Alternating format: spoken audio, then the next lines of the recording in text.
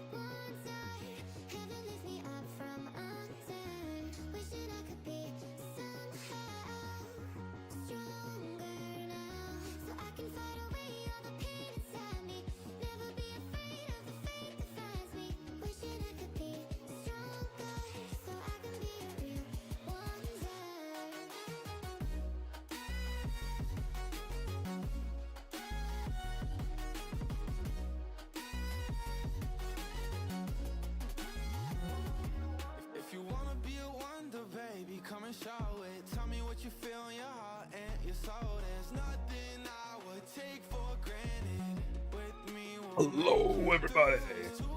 Good morning. Good afternoon. How dare, how dare you come in here and fart? Thank you for the fart, Potato Flounder. Today, everyone, good morning. 2 XP games. Congrats on your first bubbles. Maybe better luck next time. Oh. I went to the gym yesterday. Now I hurt. Happy weekend, everyone. Indeed, Crimson. How are you doing today? Sounds like you're making good progress on your UI stuff.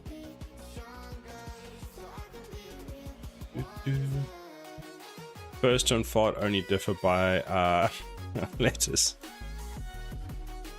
True. You are very true.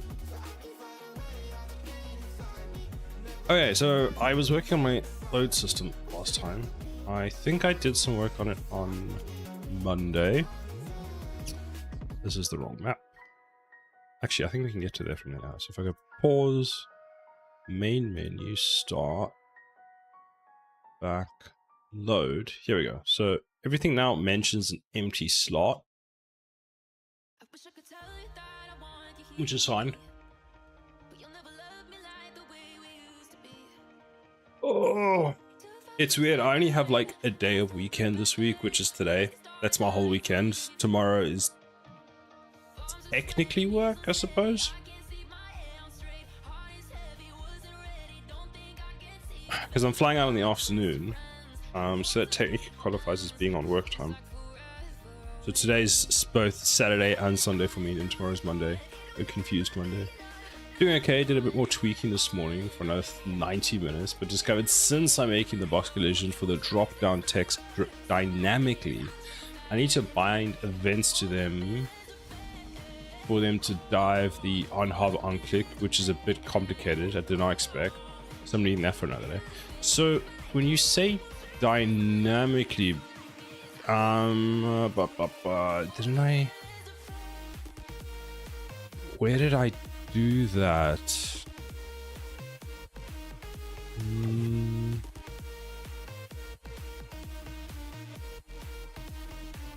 Oh, I feel like I did something like that recently. It's not load row. Because I did for what am I inside of here?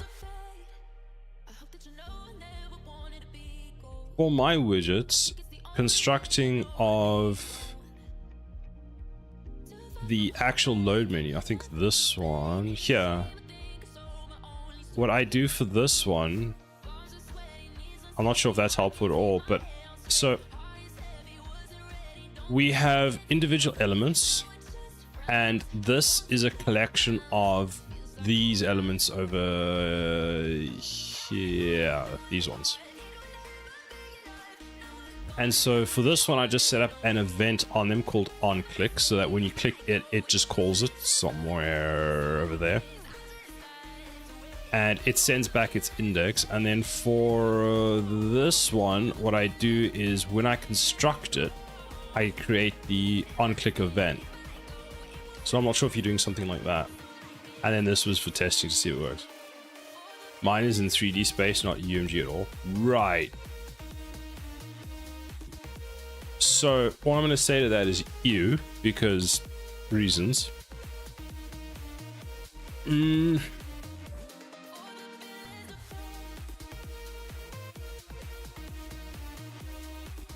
are a few ways of doing that. Honestly, I might just cheat for what you're doing, and if the element itself can do it, potentially what I would do is I would just use like a delegate and then listen to the delegate, just to be like really cheeky.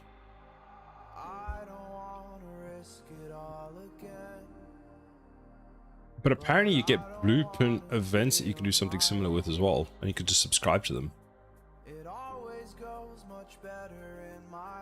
But do you have a plan for sort of solving that? Child clicked.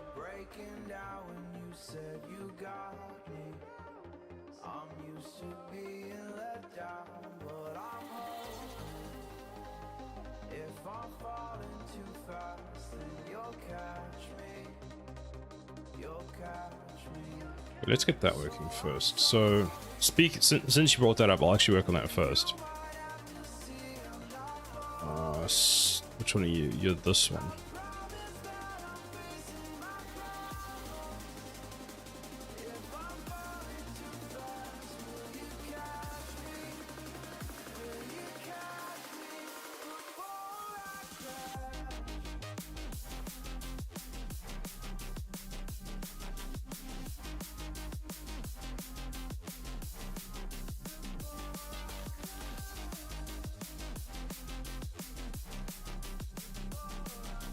Well, an idea is to give each box collision a tag for its relevant resolution tag.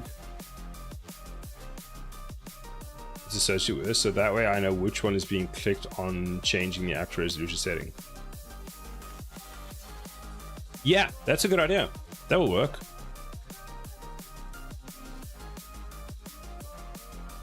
Yeah, that should be fine. I suppose it's all just, you know, there's multiple ways of doing the same thing or getting the same end result anyway. So if that works for you, then just go with that. I'm trying to now figure out, so when I click on these, I need to actually tell the previous one that it wasn't clicked. So what I'm thinking of doing is, since we have this element here, and that's an index. See,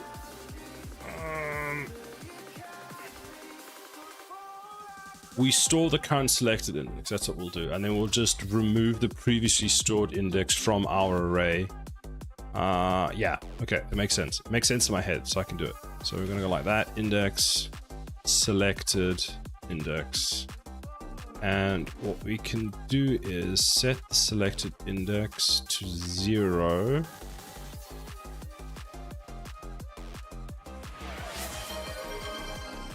Jack! 17 months? That's insane! Oh shit, almost 2 Twitch babies. True. Is there no... Hey, there's no like, what do you call that thing? TTS with that. I need to find out why it doesn't do that. That would have been cool. Thank you for the 17 months, Temcheck. I was actually looking. I think my subscription goes off for your channel. I think it was yesterday. I can't remember. Because I was looking at your stream earlier this week and I was like, when is mine going off? I think it went off yesterday, or it's going off this coming week. It was either yesterday or it's on Monday. So we'll see.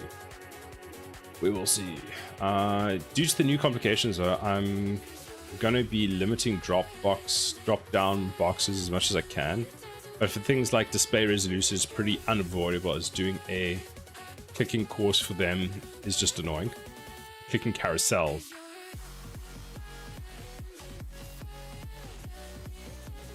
Very true.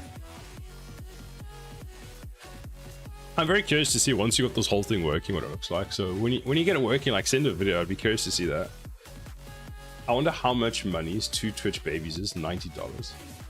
Man, actually, that's quite a lot. Because for, I mean, 17. I mean, for me, 17 is, yeah. So 85 is 90 pounds for me. Man, don't look at it that way. That's terrifying. That's so much. Braxton, good morning. How are you doing? Braxton, a little notification tells me that you were doing some possible blender last night. I'm alive. I'm glad to hear that you're alive. How did the blender go? I couldn't watch, unfortunately. I had my sister over for dinner, but I got the notification just before she arrived, and I was like, I will check it out. And you were off before I managed to get back in time. To be honest, it's not too bad. I calculated if I want to buy T3 for 6 months for Boom for a year, it'll be 200 euros. That's insane. For a year, yes. 200 euros. Oh, I was doing Clip Studio Paint last time. Oh, I'm sure the notification said that you were doing Blender. But I still have the notification up.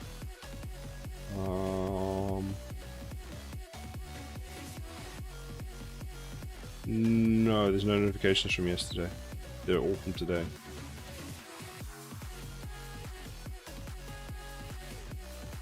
Maybe it just didn't update properly. Anyway. 2 times 100. That's a lot of money.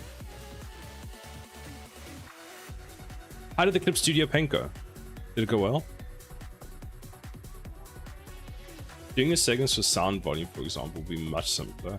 I just decide to do the hard part first, which is drop down boxes. That's fair.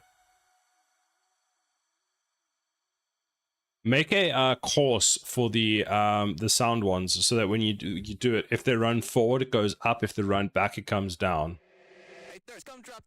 You know those websites where they show you the most horrendous way of like inputting variables? Like one of them was enter your mobile number, and it was a, you know, one of those boxes that you select where you press the up and the down to get the number. There was another one where you had to, I think, rotate an object, and it gave you a value every time you rotated it. This is the last thing, Blender thing I'll be working on. Oh, that looks cool. That came out really well. Nope. Nope. That's so cool. Right, so what we're going to do is we are going to...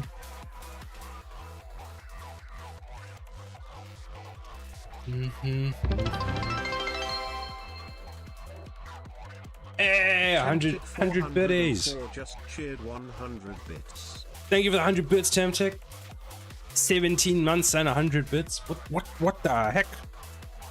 Thank you, Tamtech. I appreciate it. I need to zoom the camera in a bit. His face isn't readable. Fair enough. And a fart. Tamtech. Still giving today. I'll have just buttons on each one of the segments, sections. That way you just click on one and it goes up or down. Make it much easier for doing control stuff in the future. Fair enough. That sounds like a better idea. Stretch, hydrate. Ah, stretch is good. I was at the gym yesterday. Oh, Siler, yes. What? Oh no, who? Wait, hold on. Let me guess. Hold on. Don't tell me. Wait, give me a hint, but don't tell me who it is. I want to see if I can figure it out.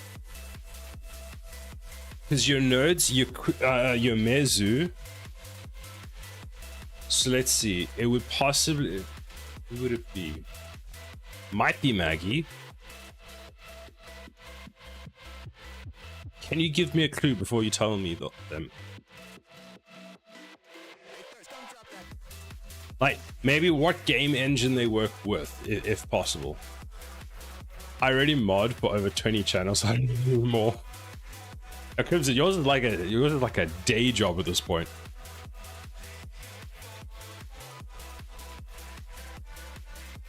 You already know because you said it. Oh, so it is Maggie. Ha ha ha ha ha ha ha. I just knew. No? Mezu. You told me that you became... But you told me about the Mezu one already on Monday. We had a whole discussion about it. I did? Yeah, go look at the Discord. Lol. No, we had a whole discussion about it, and then I got shared, what do you call it? Shared ban list with Mezu, and Mezu approved it in like less than 30 seconds, and I was like, what?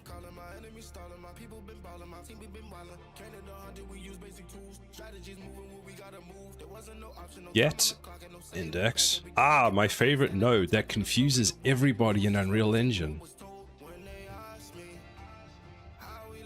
Here's the most misleading node that I have found in Unreal Engine. So, given an array of indexes, returns a temporary copy of the item in the array at that index. Since it's a copy, changes to this item will not be propagated back into the array. Makes sense, right? It's a copy. So then, in theory, if I do this, get, right? So now I've got an index. Now it's like, okay, cool. Well, Cider has just done a get, and he's gotten a copy of some index there. Fine. You know what? That makes sense. What do you want me to do with that, Cider? Well, I'm glad you asked.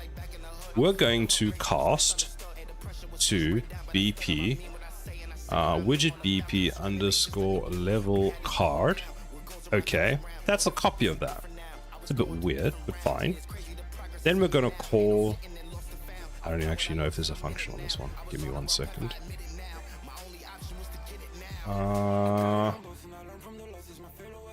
Function toggle selected.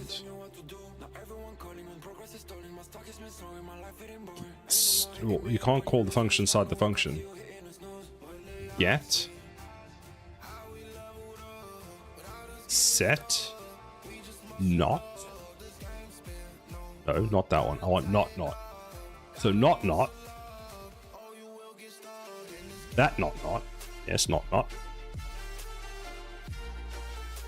And that, like that. And then because I'm going to be nice, I'm going to actually add a return, even though these aren't needed. Okay, so now we have this function. Did I make this function public? It is already public, right? Okay, fine. So toggle selected. Fine. So this, in theory, this shouldn't work because that's a copy of that. Spoiler alert, it does work. Because even though this says it's a copy, what it actually means is it's a pointer to the underlying value. So that when I do this step, it dereferences that and gets the actual value back from the array, so that when I manipulate it now, it actually does have an effect on it. Most confusing thing ever.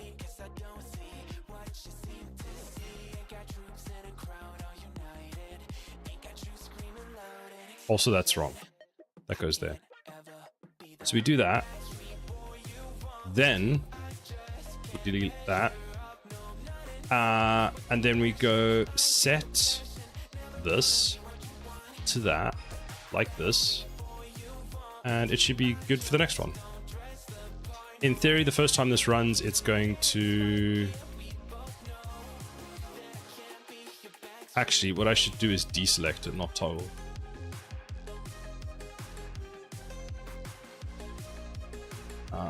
Let's change this to deselect. Deselect.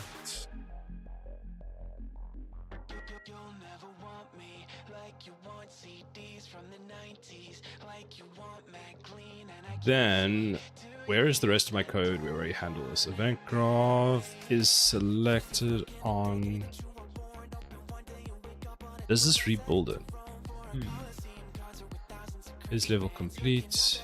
Set selection.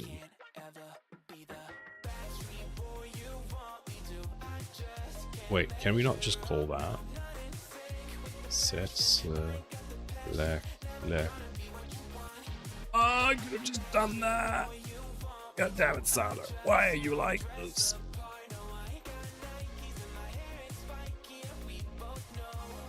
Okay, so I don't need that. Delete. Compile. Save. So now,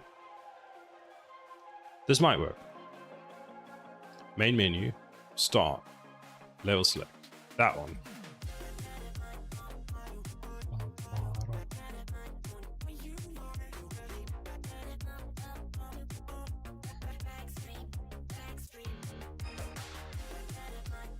Skill issue, Sada. It's always a skill issue. I'm not sure if you noticed the bug, but we won't tell anyone about that.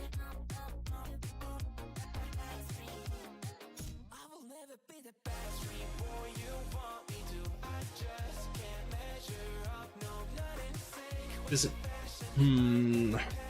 I know a way of solving it, but I just don't know.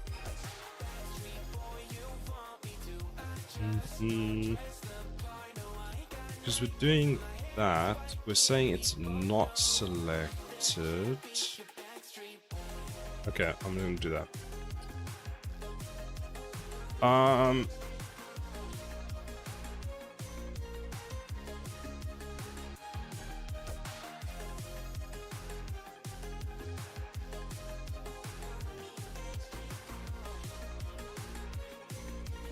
I have an idea.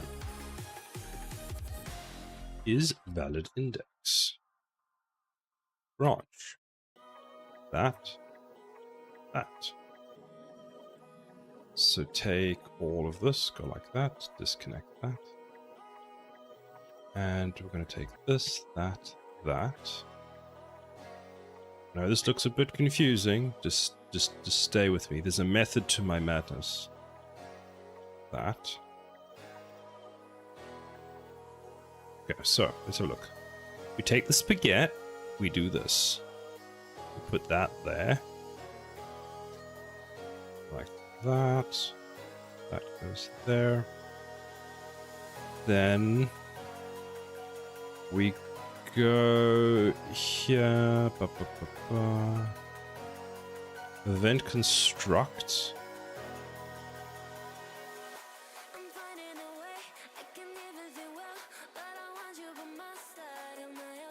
On complete,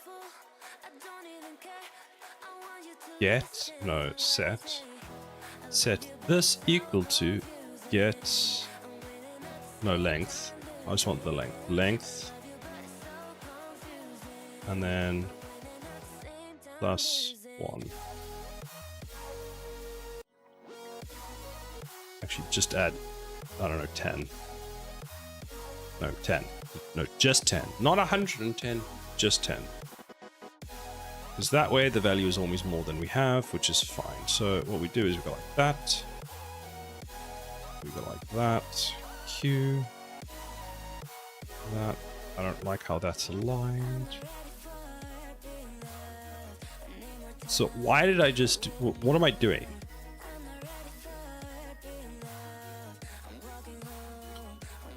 When this first starts, the first time it runs, this value is 0, but 0 is a valid index. So what is currently happening is if the value is 0, and we click on the first map, what happens is it gets selected by this, updates its state, then we update the previous index, which is still 0, which technically isn't the previous index, with this, which then causes it to be selected then unselected. So to prevent that, we take the length and we set it to basically a value that we know is not valid. Then we only do this if the value is valid, which means that all of this will suddenly just work. Let's take that, put you there. And now we'll find out if this is truly a skill issue.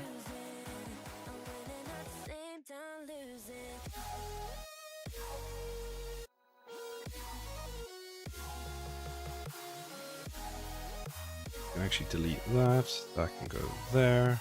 That. And that can go over there. That can go over there. Okay, so this should now just magically... Why are you here? Where is the... Hold on. Player, start. Where are you? F. There you are. Go over there. Stay. Don't move. I'm watching you. Right, so... The joy of coding! Hello there! How are you doing? Welcome in, Raiders. Let's give you a shout out. What were you working on?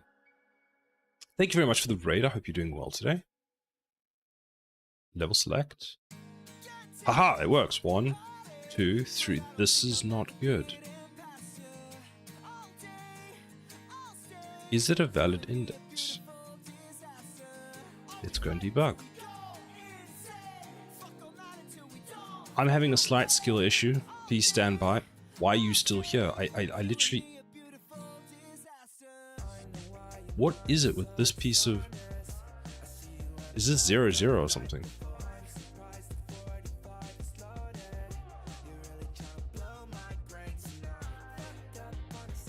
I have no idea what it's doing. That is so confusing.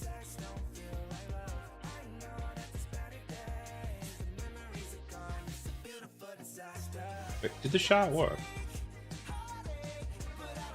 It did not. Do it manually.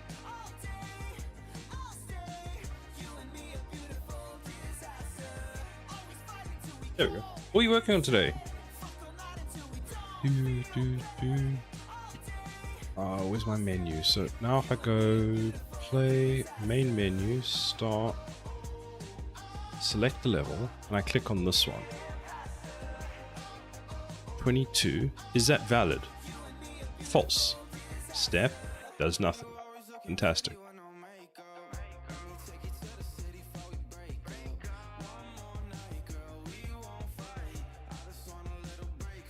Oh, I realize what I've just done.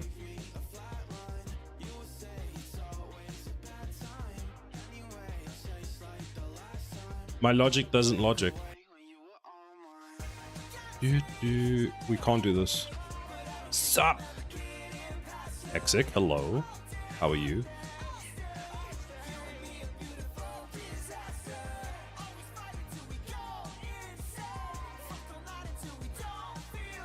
Actually, I still need a branch.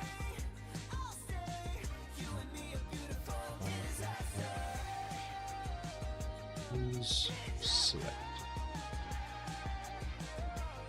Is going to be false.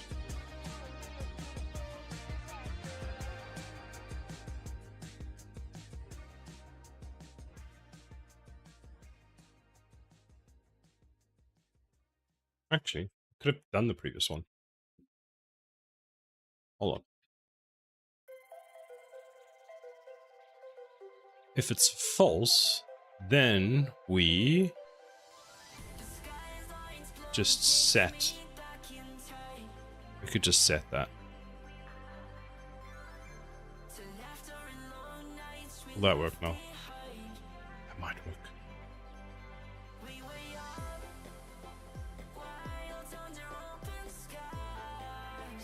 There we go. Good, thank you. How's it going here? It's going well. I'm having a bit of a skill issue. Nothing new, I know.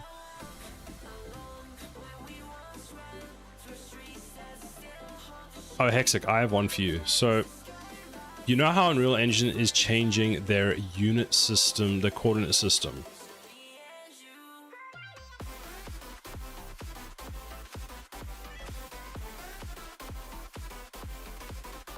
Mezu didn't confirm the shared ban? What do you mean? Did you do it?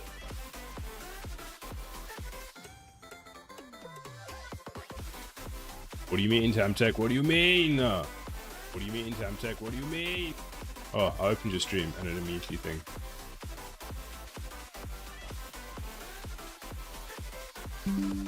Echo.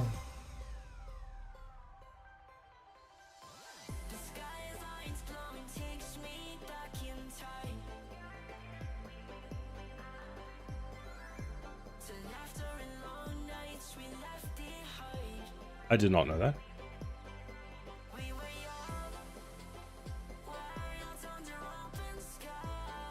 Oh, for you, right. So Unreal's changing the coordinate system from left hand to right hand, or whatever it is. Up, down, left, right. Okay. So there was a post by that. Now I've seen how badly that can go already, which was kind of, so it actually happened this week. So you know how in here let's select an object that's not that. We have this object here, right? And we can move it left, right, up, down, and that's all fine. But it's changing at some point in 5.6, it's partly changed. So I was doing something this week in UE5, and I was like, okay. So what I did was, and it tells you, this is X, this is Y, this is Z, fine. So first, second, third, X, Y, Z, because that's how we do it. So, I'm like moving something like this, and I'm like, okay, cool, that's fine. And this is now the depth, and this is now the height. I'm like, that makes sense. You know what? I can deal with that. Go into verse code, put that in, doesn't work. And I'm like, why? In verse code, it's flipped the other way. So X is fine. Y is not up and down, even though that's how it's currently working in the editor. Y moves it backwards and forwards now. Oh, it was like, it was in this direction. And I'm just like, why change it in the editor and not in yet? Like, why is that disconnect? I'm sitting there and I'm like trying to debug this thing. I'm like, what is going on? Like, my object just disappears. So I did what I normally do, is I just like flip around. I move it to a spot where I can see it and then see what's happening. I'm like, oh, it's moving in the wrong axis. And I have a look at this and I double check. And I'm like, that makes no sense. So yeah, it's gonna be a fun time when they change it over, because at the moment the one thing does it one way, and then the code that happens underneath that actually translates that moves it completely differently. And I'm just like, why? Hydrate! Thank you for the hydrate, BRB.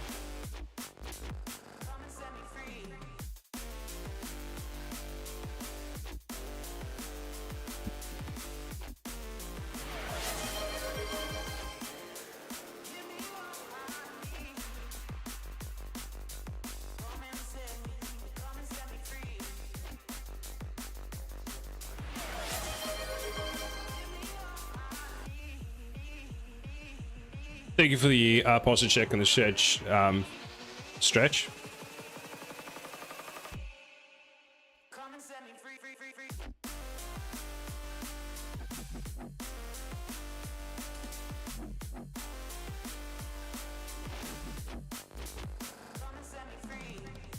Who you're texting, sire? You gremlin. What do you mean?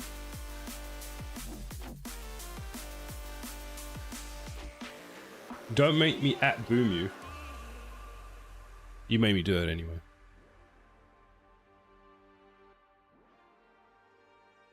What was I working on? Oh, I got the selection thing working.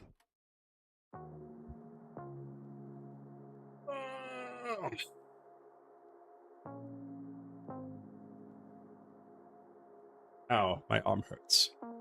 I overstretched my arm and now it hurts.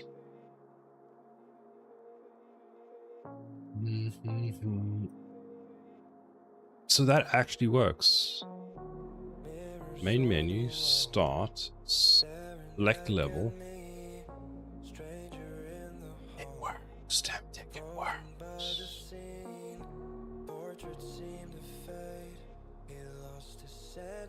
The only thing that's left to do, and I'm not going to do it now, but I'll add a note for it. This one.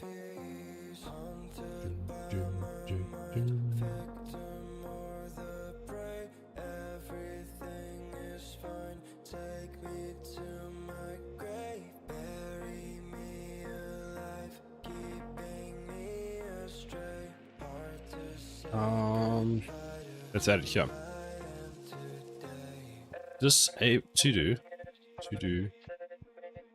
Disable select button when no valid index. When we don't, actually I need to write another note for myself. Haven't selected a level. Let's make that obnoxious.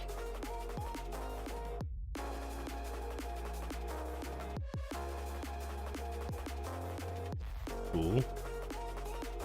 Then let's add another one for this. We use a invalid index to determine if we have selected any of the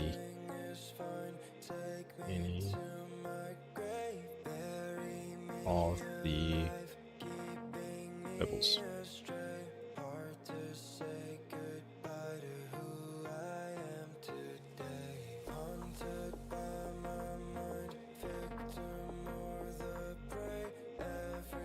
I have returned. Welcome back. Do you have any lessons? No lessons today? I think you're off, aren't you?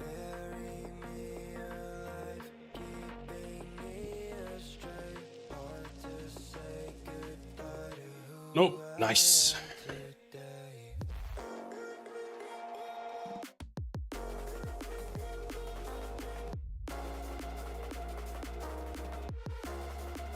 I'm pretty sure I just heard Bubbles shouting at her brother.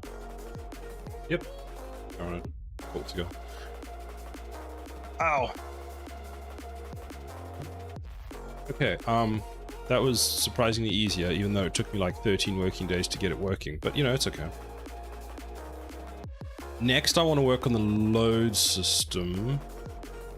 I need to fake the load system. That's the only problem. I bought a foot-long sausage roll from Morrison's for £2. That is not bad at all. It's like $1.45, Greg's. £2 for 12-inch sausage. No. Greg's in London is so expensive. Like, Greg's where I live, and Greg's in central London. The price difference is just mad. It's amazing how many modern games have fake loading screens. Funny enough, like, I'm considering putting in basically a fake loading screen just because it allows like everything in the game to like settle. That's the only reason I want it. Not actually to load, technically load stuff.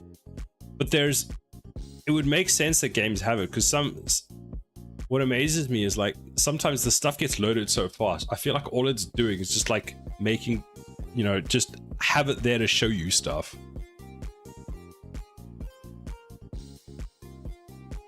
Use common loading screens.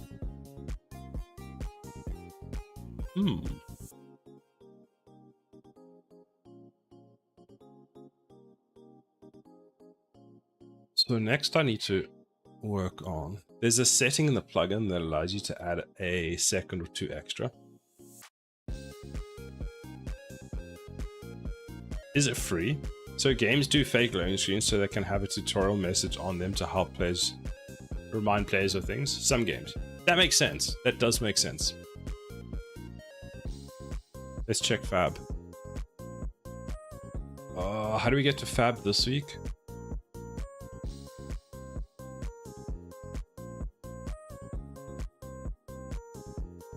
Are you gonna make me log in again? Not yet. Oh, it's like £4.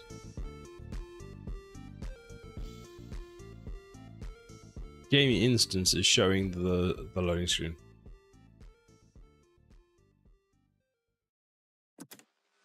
It's in the project Lyra, just to the right of the add button in the content browser. Oh. I'll have a look.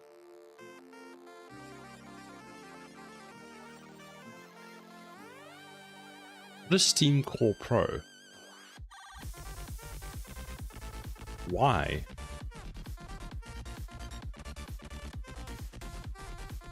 Is this just a set of helper functions?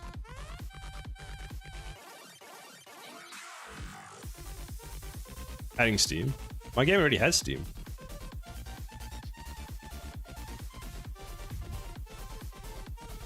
Wait, does it?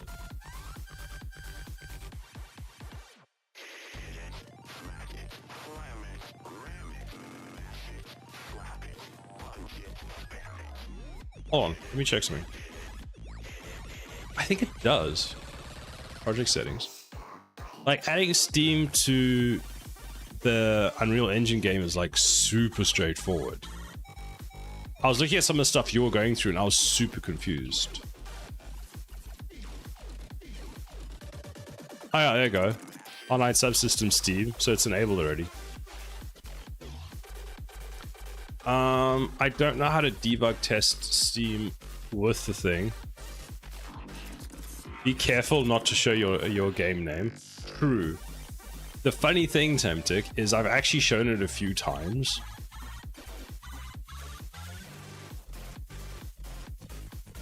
You did, FYI. Oh, did I? Oh, lol. Because it's in that. Oh, right, yes.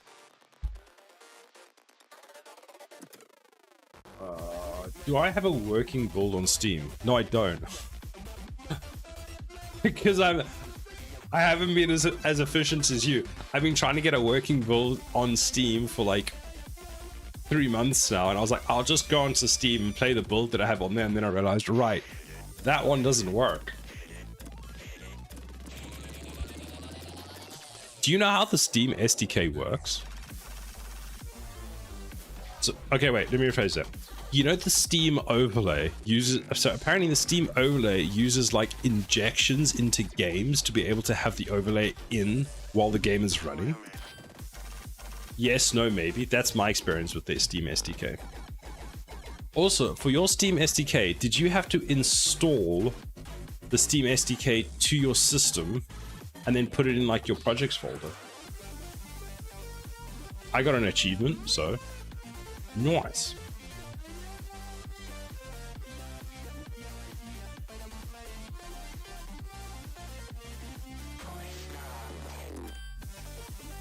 Yeah, and you should have the Steam DLL again. I think I do.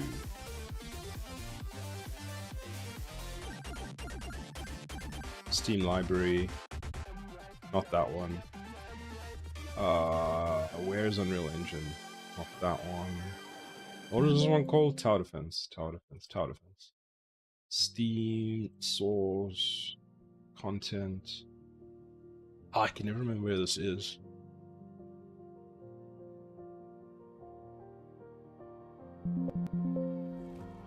Not that one.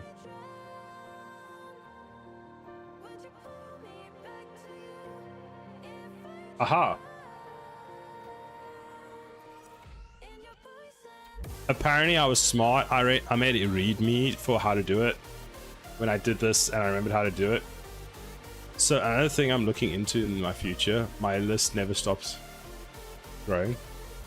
What is it? So apparently, engine source.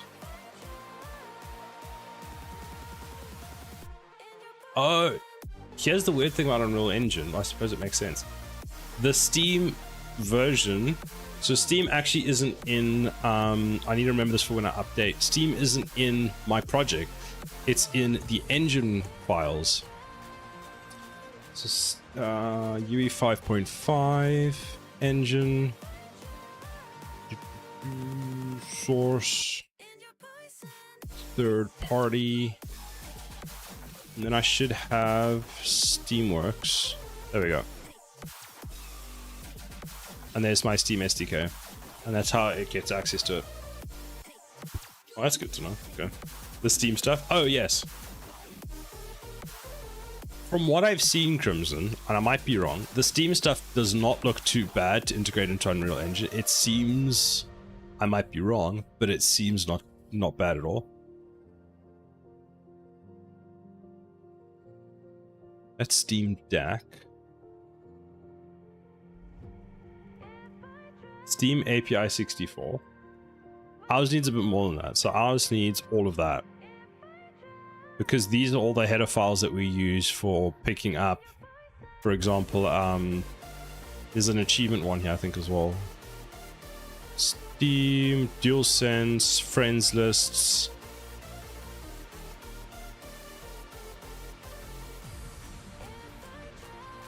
Because apparently this is what Epic says that we just put in. So I put all the stuff that Epic said.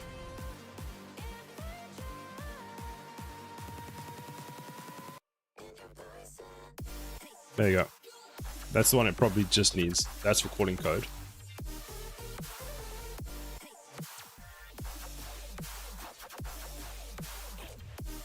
Subsystem.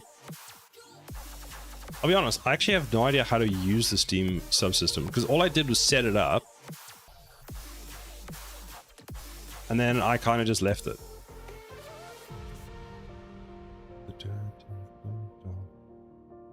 Lib, interesting. For me, it's a DLL.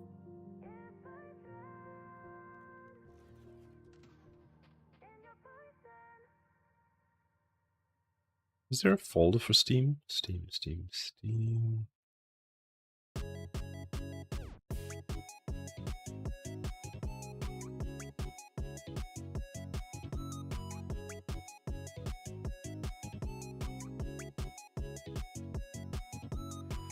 I wonder if Here's my C++. Where's Rider gone? There it is. Steam.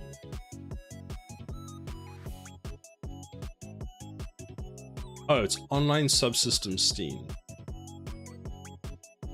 Fascinating. Okay.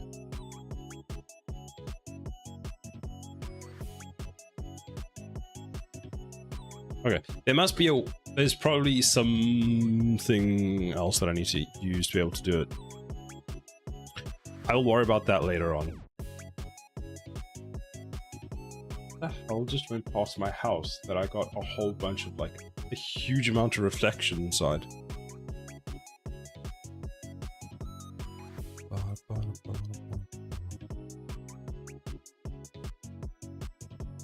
Is there anything on the Steam side you're supposed to not show, Temptic, that you know of? Because the game ID makes no difference, because your app ID makes no difference because that's publicly available. But I don't, as far as I know, there's nothing you can't show.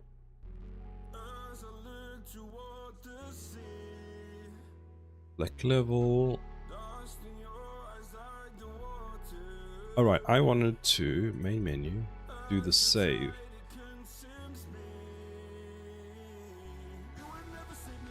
Nothing's private. It's not like it's a public API. Okay, fair.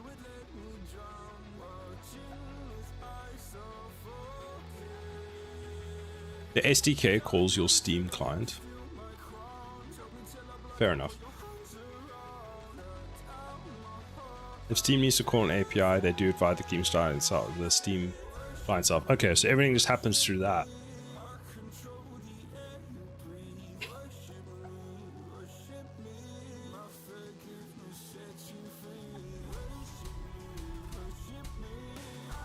I need to make a fake save slot now. Which is smart. Yes. It also means that you're not manipulating the code and you're not responsible for actually setting up that code. So as long as you call the API correctly, you know it just works, which honestly makes it so much easier. It's both smart and makes it easier for us devs, yes. Now I need to figure out how to select a save slot. So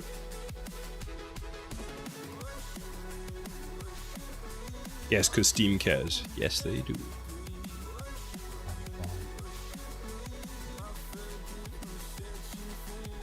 Save test. Does that do anything? What does save test actually do? Go back here. Stop. Main menu. Top. Save test. Go back. Save. Save.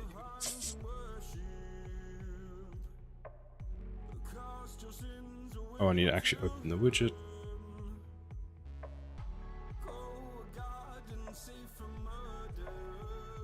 Did you read about Steam? They called out and said Visa and MasterCard are lying. Yes. I did hear about that. I thought that was so funny. Like, Visa and MasterCard were like, oh no, we wouldn't. And Steam were like, nah, bruh. Nah. That's not what you told us. And now they're like, well, shit. From what I've heard, though, deals with Epic's system is much more difficult. That's almost surprising, because EOS, Epic Online Services, is supposed to be very easy to integrate into our Unreal Engine, since that's what they want you to use. Epic.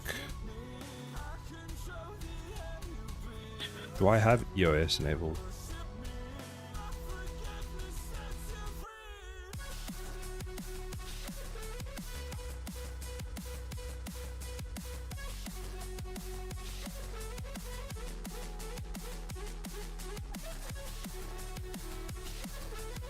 Oh, here you go.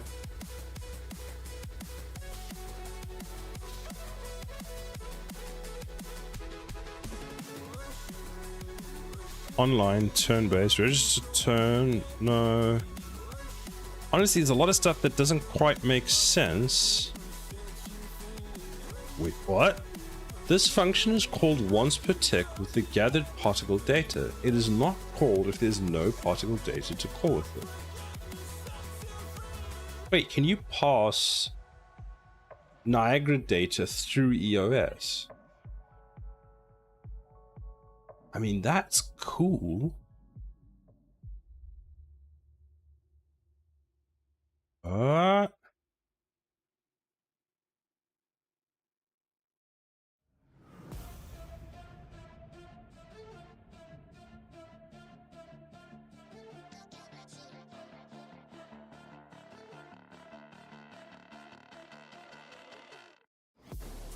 That is fascinating.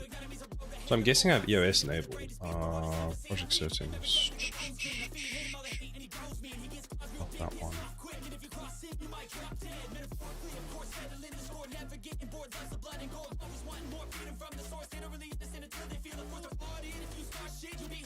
Oh, actually, I don't. Well, online service implementation for EOS game services only. What is the difference between online services EOS and online services game services? I guess. Okay, but which one would hold achievements? Also, why are they two? Oh, that's the online subsystem EOS. That's the online services EOS for account-related stuff. I'm really gonna have to read the documentation on this.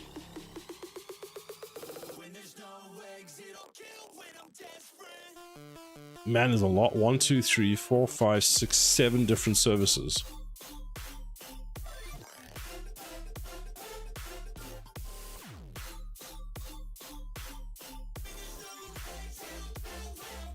The Online Safety Act has started censoring certain news videos that looks like an interface. So probs game services only service connected, as far as I recall. Only thing that makes the game work. It's like a lightweight version of Hulk. Fair enough. So I'm guessing I could put all my because all I want is achievements and stat tracking for EOS, which is mostly what I'm using Steam for as well.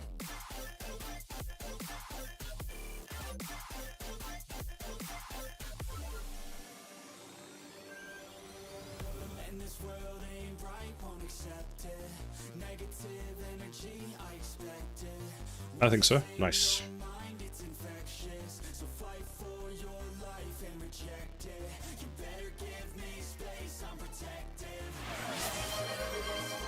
Lose the glasses. Oh, rude.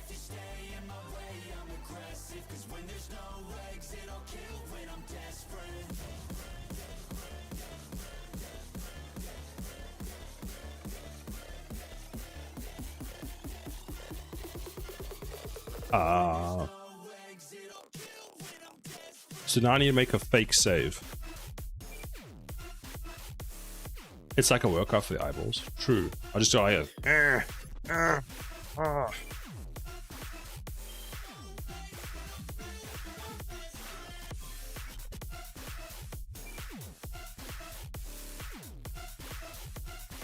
Okay, so you basically are just a data class. Well, you're just UI. Who's gonna handle you? Is it you? No. Load menu. It's you. Okay, there we go. So this needs to... We get the game instance, we clear our children, we build a widget. So then we go... And we get all of these. So in theory... What I need to do is on the main menu, which is not the main menu. It might be this one actually. We have a button, test remove. So widget blueprint test save. So let's create a new save. How do we create, or how do we save? Let's do that. Save. Save game. Or what I'm actually going to do is let's go to my CPP. I need to knock my glasses off my table. I used to have to do this with an eye patch when I was young. I'd wear an eye patch for like 6 hours a day. That sounds infuriating. So this is my game instance. What do we have in my game instance? Let's have a look. We have a save game, which is public, which means we can use that, but maybe we don't actually. What does that do? That just returns the save. How can you return? What does this do? That's also the, okay. Sorry, I thought it was returning the save slot index, which is not helpful in that sense. Let's create a new function. I'm going to use this just for testing. So let's go new function. test save.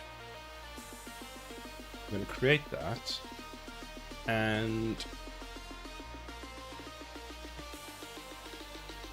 we're going to just return true because I hate seeing the red part over there. And let's, so what does save slot do? So it saves the current slot, which is going to be set to 0 by default. Fine. So let's set a whole bunch of information. So game stats, game complete is unlocked towers.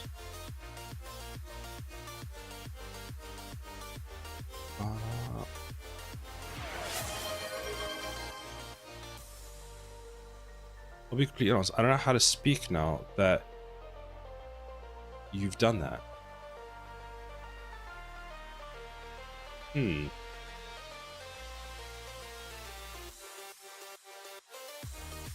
This is good to know. This does nothing.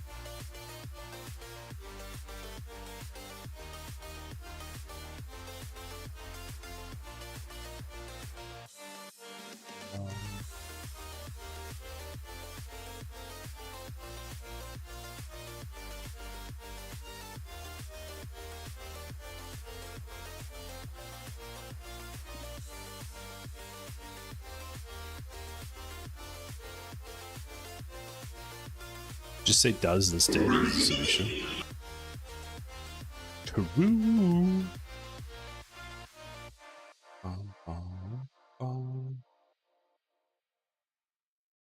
That we... Why don't we just... Let's just populate all of this. So... Not that. That.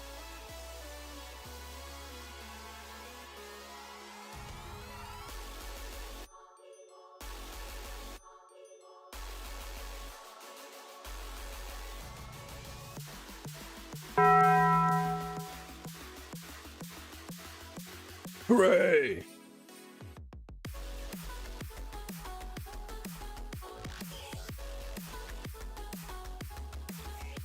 Okay.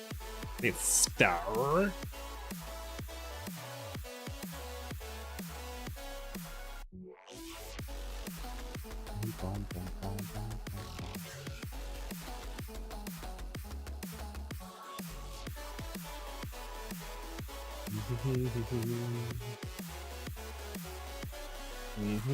Test play time is equal to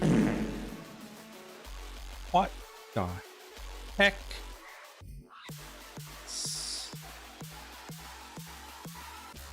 What does this take? No.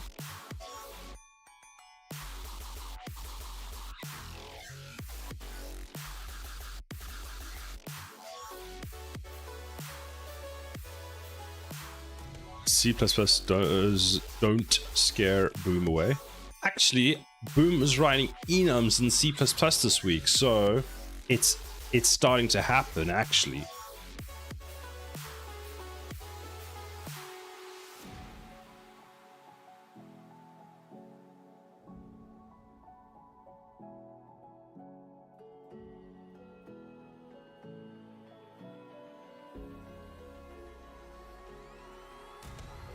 Now they got chicken issues.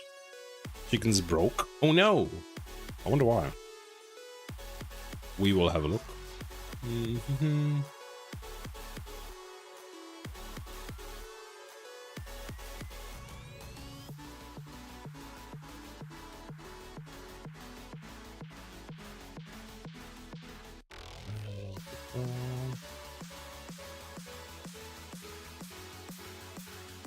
Actually bought some chicken burgers this week. Nice. She ended stream early because of it. Oh no! I'm sorry to hear that.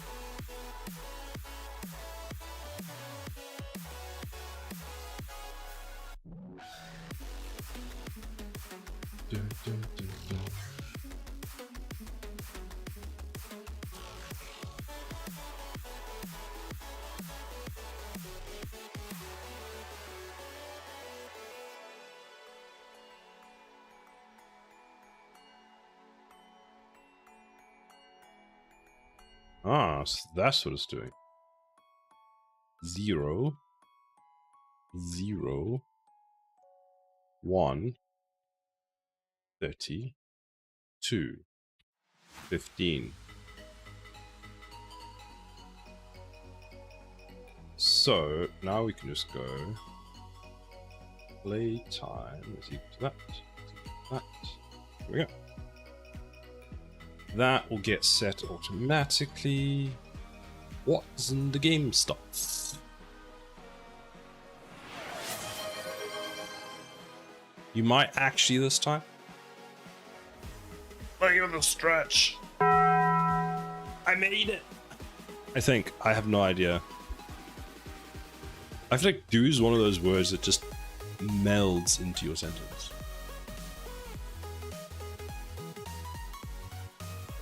Well done. Thank you.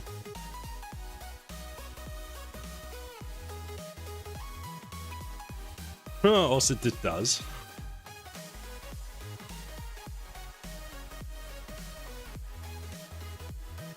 That was one of the nicer ones you've given me, I will say. When you give me words like the, it's like, well, what do you expect to happen?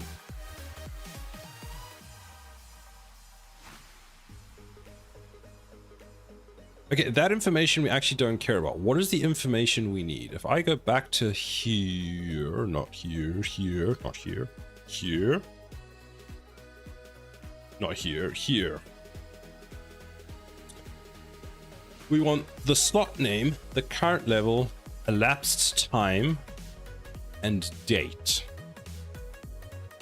Date gets set for us. Elapsed time we've just set. Current level name, we need to actually get that working, and slot name. I mean, at this point, we just click save and hope for the best, right?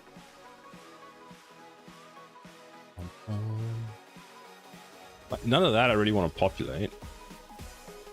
So then we just call save game.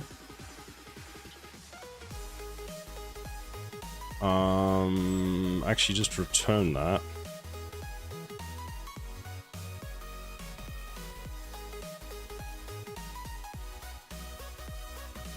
We expect from you not to fail, but we expect you to fail. Thank you. Is your... If your player is gonna have meta progression cider, will the player have a level number themselves? There won't be a level number associated to the player, so how it'll work is there'll be one of 12, there'll be 12 levels. As you complete a level, you unlock the next level to be completed. Certain levels will unlock new towers, but I'm going to track things like number of kills, just some like general stats, like, you know, kills, number of, what do you call it? Like then how much damage each of the towers has done. What are the other things I can track? Resources used, all those kinds of things.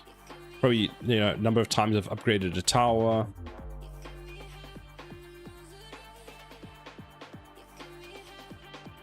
So now we can go and test this.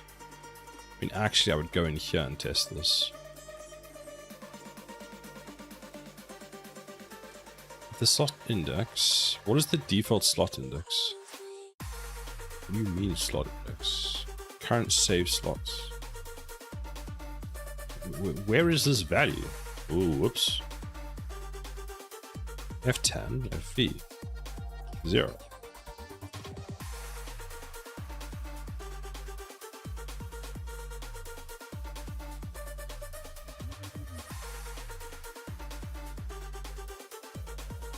Why are you writing in your diary? What are you talking about?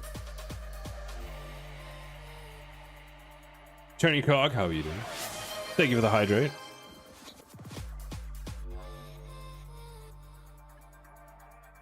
Posture check. And a stretch. Stretch. Stretch. Oh, stretch. Sag.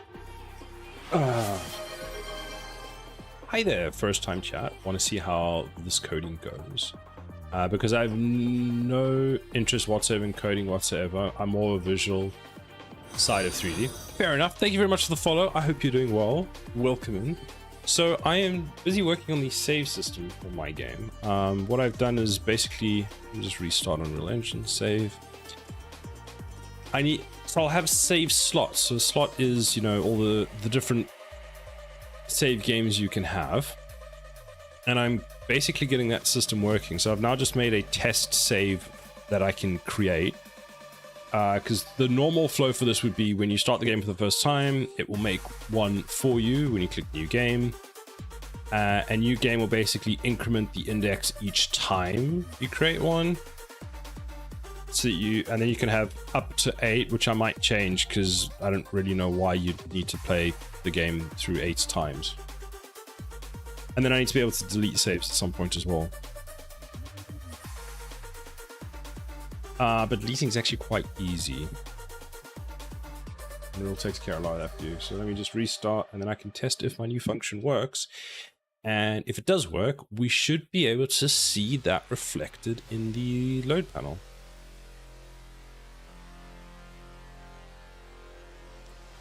We just have to wait 13 days for Unreal Engine, and it's finished, but it just didn't open. Okay. Would you like to open everything else? Yes. Okay. Play. Okay then. Main menu, start, and save test. I didn't connect the button, did I? It's the duck song! The only thing about coding I might know is back in 2000s, I edited an engine in E5 in Notepad, gave the car in-game engine speed spec instead of 18,000, 20,000. As a result, was 1 second quicker in my lifetime. Nice! But other than that, I never did any coding. But I'm interested in learning blueprints in Real Engine. I like blueprints in Real Engine, so it's a visual scripting language. I find it good. Test save, there we go. That's why it didn't work.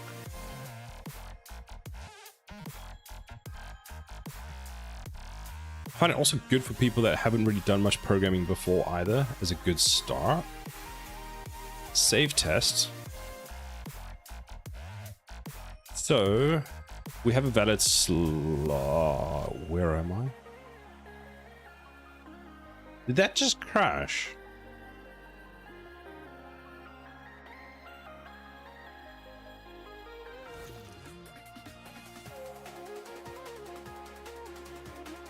Why? Yeah, I'm pretty sure I restarted you.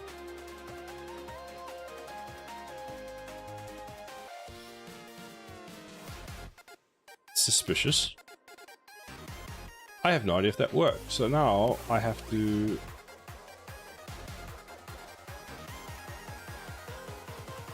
I'm more of a visual person. I've had to defensively, I love that, learn coding over the years. The material graph was where I started and led me enough confidence to start using PPs. I recently did manual node material on a car painting. Video presentation visible on my Twitch profile. That's pretty cool. Because finally, after 9 years doing 3D with 1080 Ti, I jumped to the 5070 Ti MSI. And it's a massive difference. Yeah, that would be. So now I want to look into UE and automotive configurative types. Cool. That's really cool. 3 years in and I'm doing C++ because it makes sense to learn more about it. Fair enough. I mean, that is the better way of doing it, because often what happens is a lot of people start with Unreal Engine and they hear blueprints in C++ and they're like, oh, I want to be able to do everything. So they start with C++. And I think they're actually worse off for it if they don't know how blueprints work first. So I have gone into try and find where my save files are. So it's, it's user, I think it's app data, backslash, where's the backslash in this keyword over there? App data, local roaming.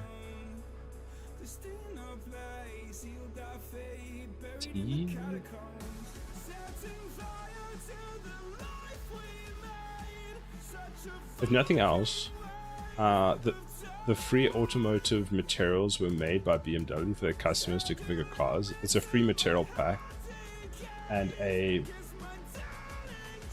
great start. Great to start from. That's true. So let's have a look here. So we've got this. Would it be under Unreal? Unreal Engine. Editor. Nope.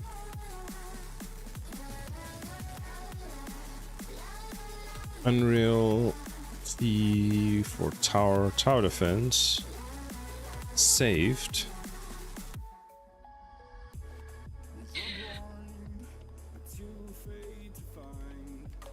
Oh, save game. When was this made? Last month. Okay, so this did not save. I suppose the easy way of checking if this saved would be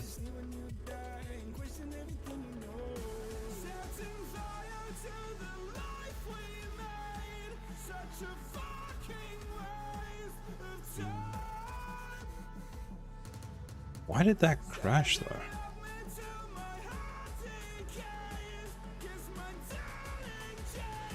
We'll go like that and see where it crashes.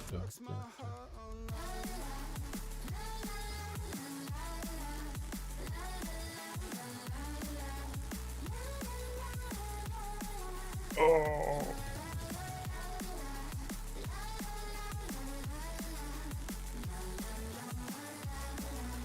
The age-old problem of spending all your time debugging.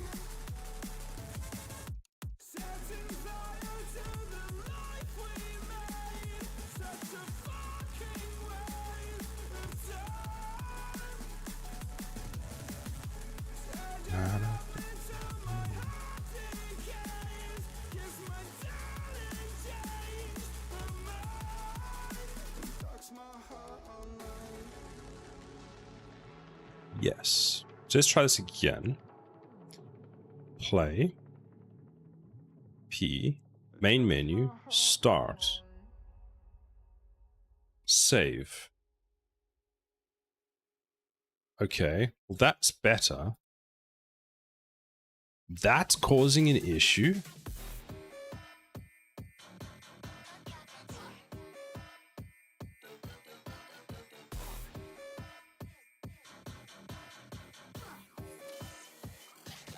Why would that cause an issue? What is...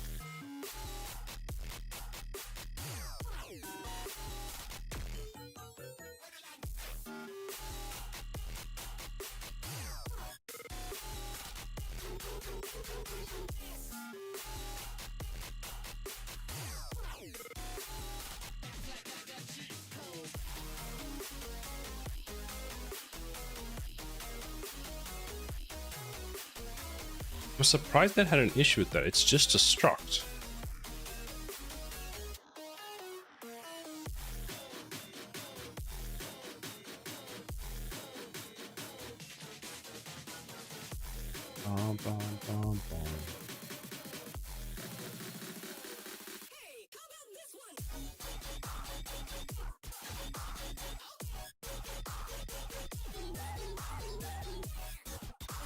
How is your stuff gone this week, Turncog?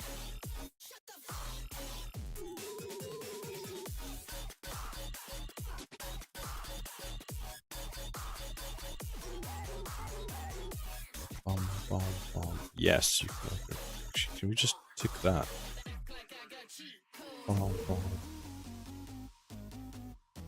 Main menu, start. Save test.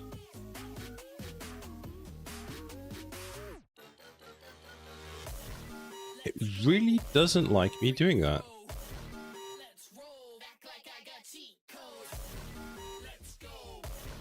Okay then.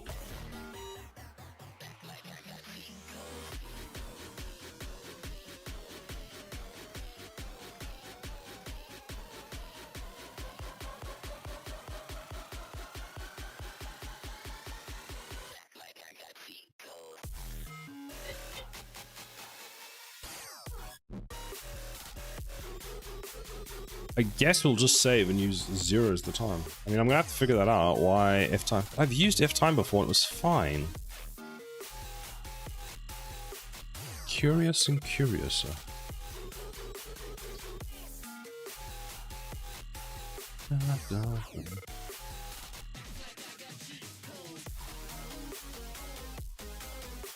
The 397th time is the charm.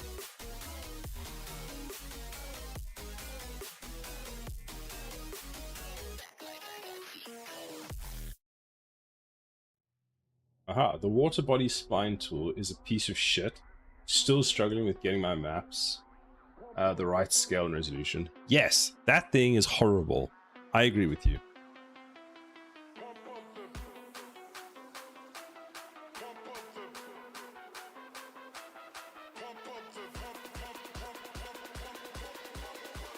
I discovered a bug with that water body spline tool in UEFN where if you have an island surrounded by water and you go below that level of where it is, even though there's no water there, it shows that there is still water there. Not visually, but the character behaves as if there's water there. I broke its defaults. I'm hoping they redo that water system soon because I feel like it's really in need of one. It feels like it kind of almost just works.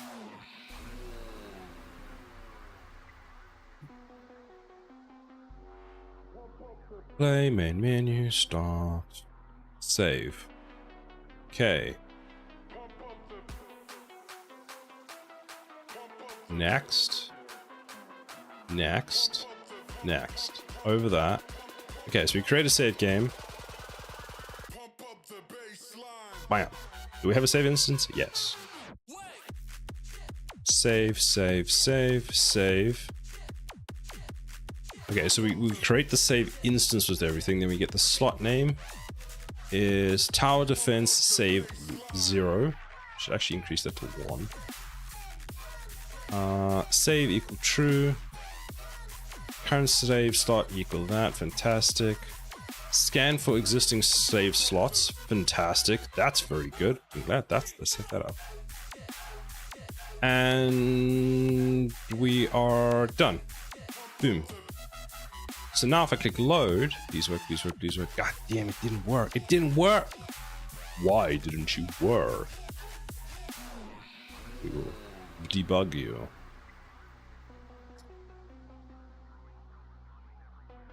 It doesn't hold up well with world partition.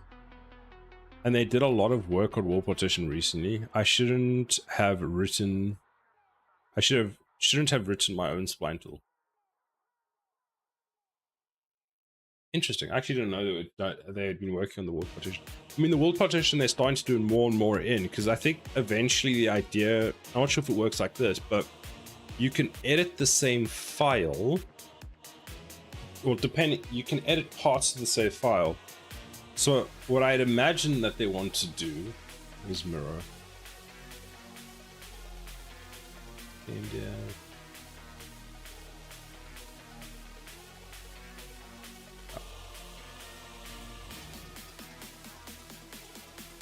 what I imagine they're trying to do is that if this is your world partition,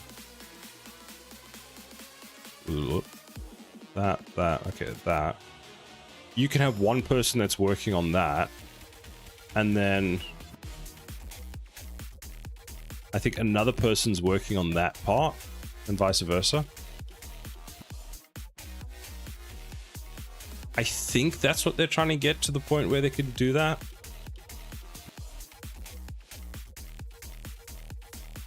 But then I wonder what happens when you touch assets that are outside of, like, not outside, but global assets, so like the weather.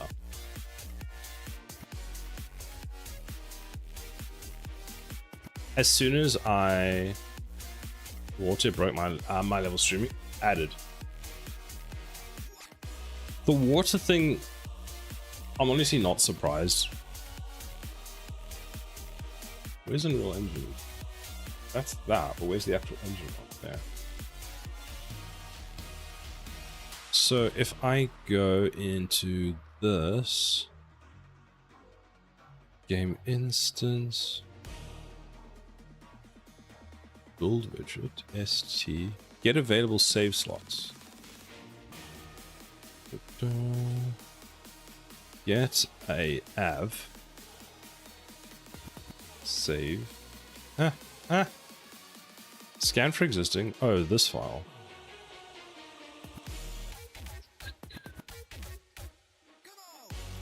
F9. So if I click load game, why does that not trigger there? Is this being constructed? Must be constructed before.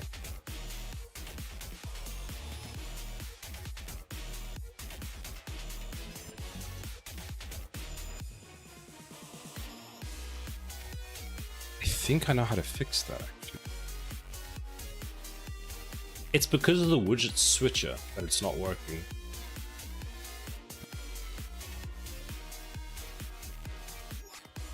So what I should do is actually, in theory, what should now happen is because it's saved, if I stop and restart, it should work. So stop, now click play, go P, main menu, start. See here we get the available slots. Next. So the first one should be populated, and then the rest should be are all empty. Ah, but look, that is a save time. So load, there we go, as the first set of information, which is correct. So that means, okay, the only issue, and I think I should fix this now because otherwise it's going to be a bug later on.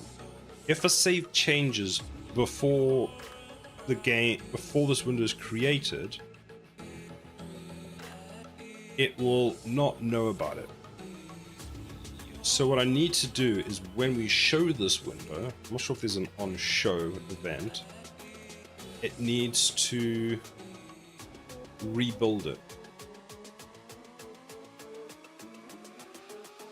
So it seems you gen your map water and then convert the level. So I swapped to modeling cars yesterday because I was so mad at the landscaping tool. Fair enough. How's the modeling cars going? Are you doing that in Blender?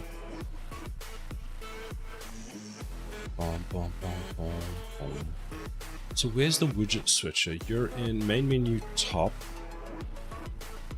switch.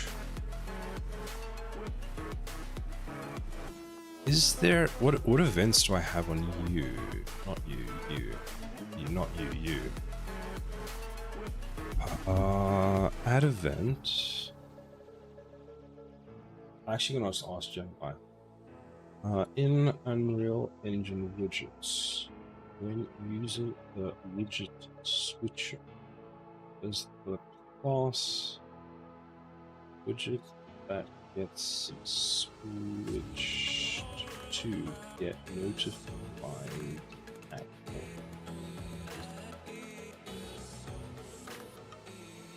and notify this widget that it's currently being shown. I work with Maya. Oh, nice. How long have you been working with Maya for? Turning cog, do you do vehicles too? Yeah, I got some close enough cars, and I'm adding details. Nice. Excellent question. By default, when you use the widget switcher, the switcher is not notified that it's become active. Its visibility isn't technically changed in a way that you would trigger on visibility change event. The widget switcher simply decides to render that specific child instead of the others. However, you can easily set up the system to notify newly visible widgets. The best practice for this is to use a blueprint interface. This approach is clean, efficient, and does not require casting. It makes your blueprint logic more robust. Oh, fine, you don't need to do that. I can't remember how to set that up. Oh, kind of. 9 years. Nice. 9 years. I spent 1 year in academy to gain certification back in 2016, 2017. That's pretty cool. Did you find like the certification just helped you get all the correct fundamentals? Because as someone who is self-taught in a lot of the 3D stuff, so for example, I've made a series of things in Blender. So if I show you this, I've made all of these in Blender, and I come from a coding background, so some of my 3D knowledge is very limiting. I've learned a lot from sort of Twitch and those kinds of things, or things you should and shouldn't do now, which some have applied, some have not applied. But yeah, there's not really. I was self-taught in 99% of the things. Okay, cool. Well, that's good to know. The V-Ray, material node, shortcuts, all bunch of stuff. Nice. I guess having the certification is just a good thing to have regardless. Because you can't edit the vehicle engine curve at runtime, if you want to for instance, swap from a straight 6 to V8, you need to swap to a different Chaos vehicle chassis. Oh. The community is great for passing intel. They are. I think people like pointing out when you're doing something wrong. Maybe that's part of it. But no, I've learned so much. It's actually insane. I'm working as a freelancer actually 9 years now. Had around 200 projects now. That's a lot of projects. And once in a while when a client will ask for a certificate, it will make me laugh. Because in this field of work, with our portfolio, certificates workers, exactly. 100 plus is why I began streaming now half a year. Oh, so you're also streaming? Oh, let me have a look. I must actually have a look. You did mention something about your Twitch earlier. How often do you stream, or when do you stream?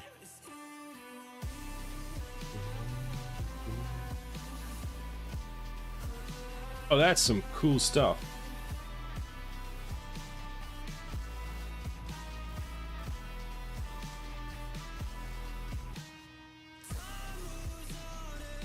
That is really cool. Yeah, I do more or less every day, but I realize I'm burning out. Yeah, that makes sense.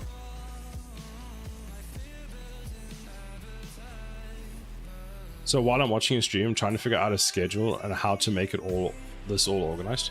A schedule is very good, especially if you're wanting to grow. Let me give you a follow.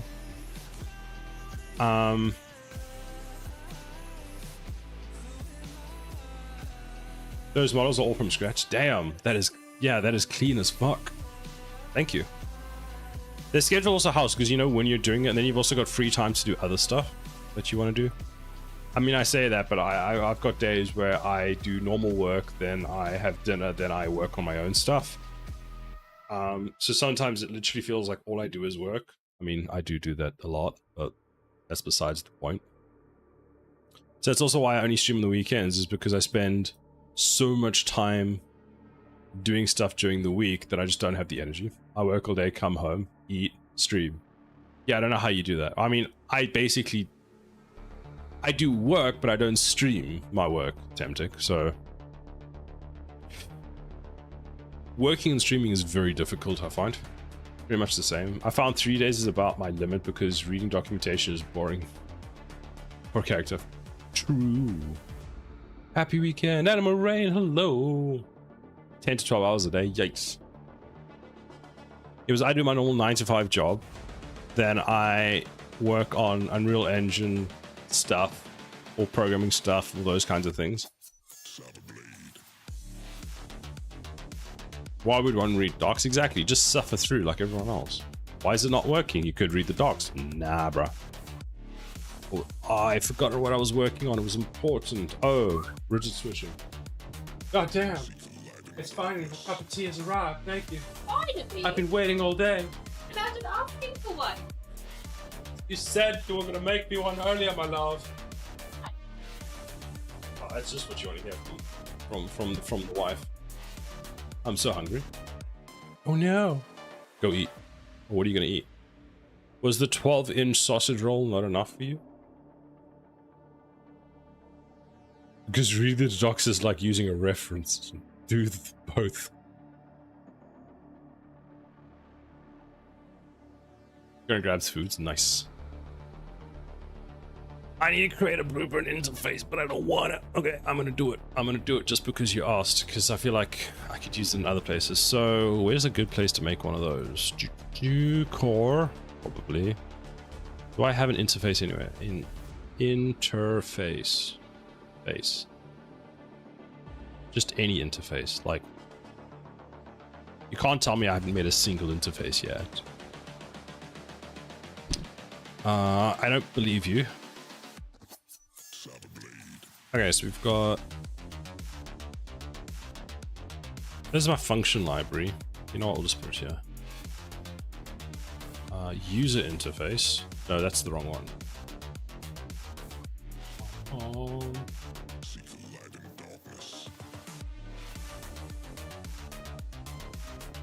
Isn't there...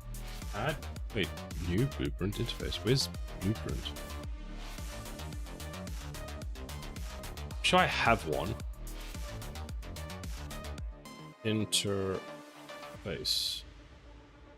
Blueprint interface. There we go. BP underscore interface.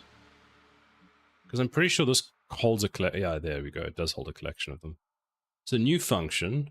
Oh wait.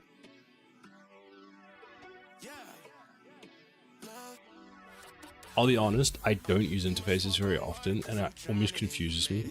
I can't remember if it's does implement interface refers to the whole interface or the function. I think it's the whole interface, not the function. So we're going to call this BP interface widget switch. Widget. Not what I want in agent underscore switch. Okay, let's give this a try. Function.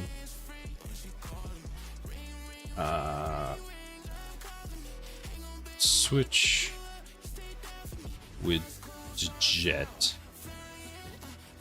English words are spelled weirdly.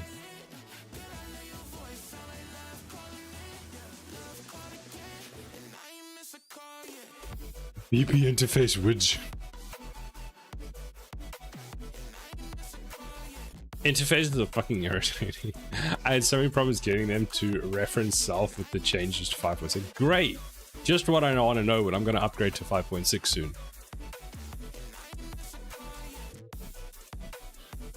I'm not even sure if this is going to work. So as far as I know from interfaces, that's all you do. You do that, and then you just go, okay, thanks, goodbye.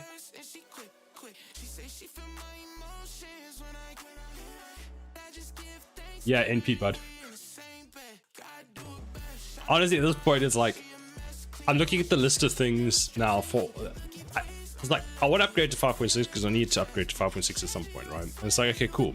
Now you're telling me about that. I'm like, oh, that's a bit of a problem. Now I've also remembered that because of how I've set up Steam, I need to re-add the Steam SDK to 5.6 when I download it. It's like, oh. Cyanohydrate. Wait till 5.6.1. But 5.6.1 is going to have all the changes to the directional stuff, like up, down, and stuff. So it's going to be even worse. Mac and cheese with bacon bits. Ooh, you had a good dinner last night. I need more water. I'll be right back. BRB.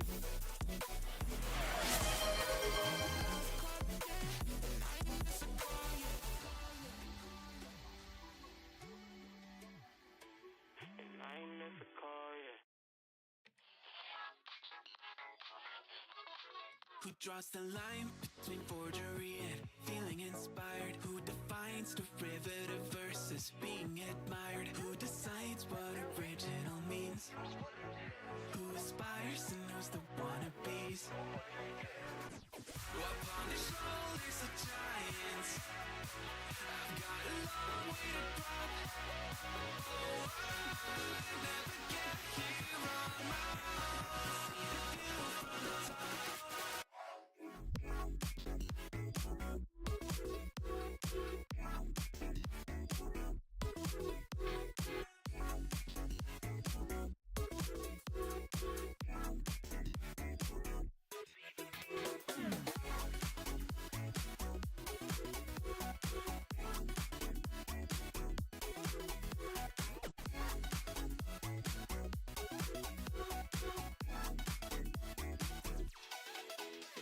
If everything's a remix of everything that has been, then let me just go back to my laptop, take a pen on track that it goes down. Baby, you'll hear Skrillex, some Netica, and some Imogen. Talk what I do, but I'm trying to get back, it just seems fair. Who draws the line between innovation and tried and true? Who's to say what's reiteration and what is new? Who decides what original means? Who aspires and who's the wannabes? Upon the shoulders of giants, I've got a long way to drop. Oh, I never get here on my own. The view from the top.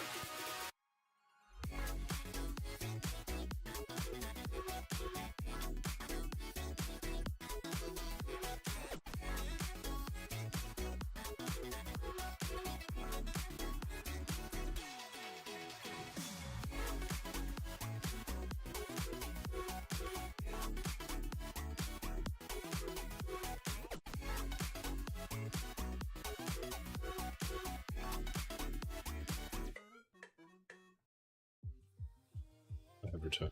Thank you to Neron for the stretch, the pasta check, and the water. Guys, does anyone know where I can find a proper counter to play before stream begins? I'm trying to make one through Steam Editors, but it's not working. What kind of a counter? To do what? So for example, I have, where's the button? I have this one. Every time a screenshot is added, it increases.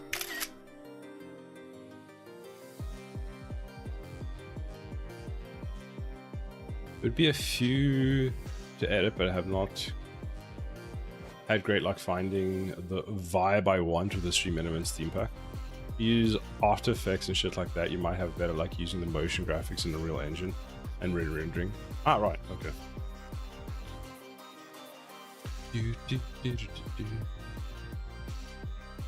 X, before I begin streaming, I play Stream Begins soon, but I don't want to know, but I didn't know how to add countdown timers, so let potential viewers know.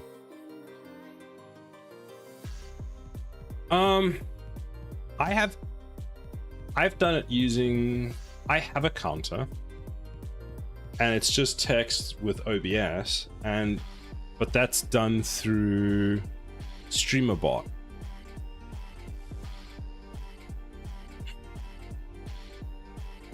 By the way, thank you so much for reading all of this out. It's really refreshing to come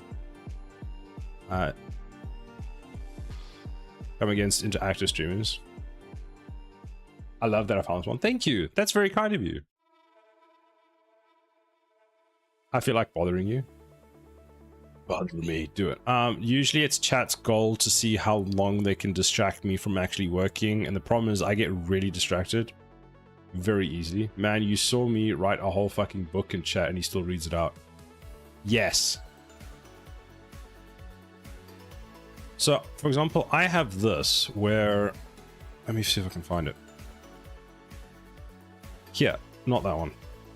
Not that one. Redeem. Where's glasses? Glasses. Glasses, where are you? That one. Lose glasses. So I have this one. And what it does... Ah! Right. That's how I did it. So, in...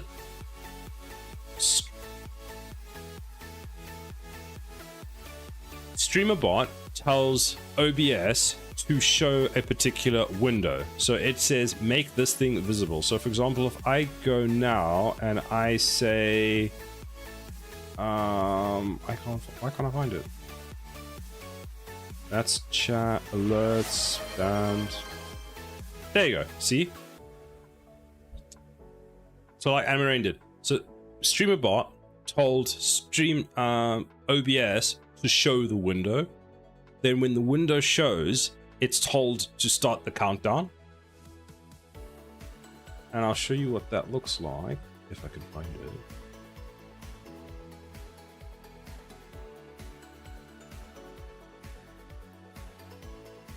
So that's just text that sits on the screen like that. And what happens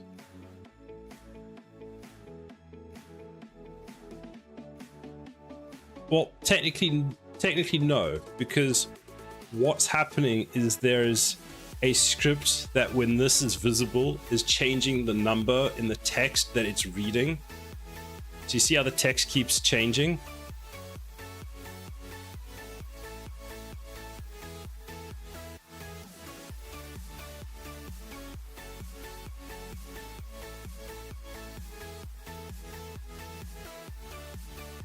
Braxton, have you had coffee, Braxton?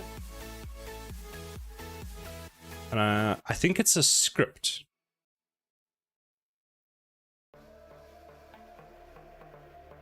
I have not. Oh, sad face. There you go. It's just a script.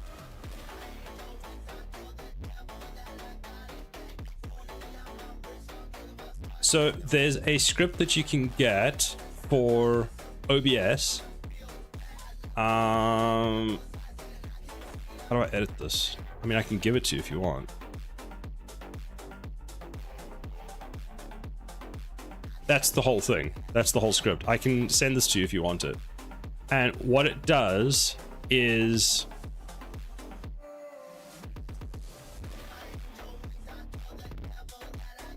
you define, so it defines a duration for how long. You select the source, so what the text it's manipulating is, and then what the final text is, if you want any, and that's it.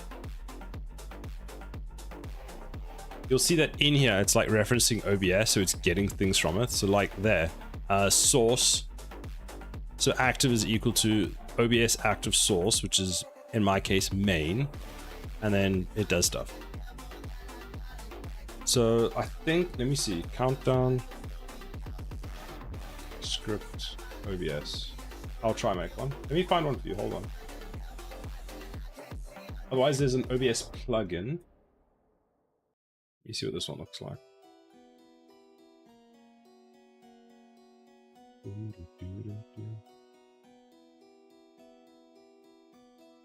I set some of these things up so long ago, I don't even know how they worked. Why? Why do you take so long to open a web page?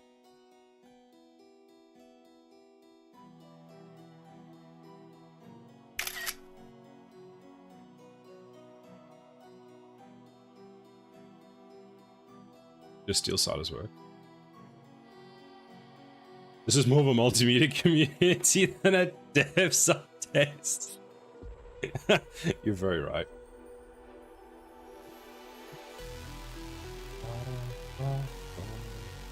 I want to see something. Is my Twitch working? It is, okay. If you just Google, you should be able to find like a lot of OBS scripts for basically making countdowns. But if alternatively, I can just send you this one. I'm like, what? I'm like that with web servers sometimes. Some things I do so rarely I forget how they work. Yeah. Too many streamers are tight-lipped about how normal ass shit works. I don't understand why. The thing is, like, a lot of the time I learn a lot from chat, so if I can help people in chat with something, why not? Like, it just makes sense to, you know, give back. Don't just be a sponge.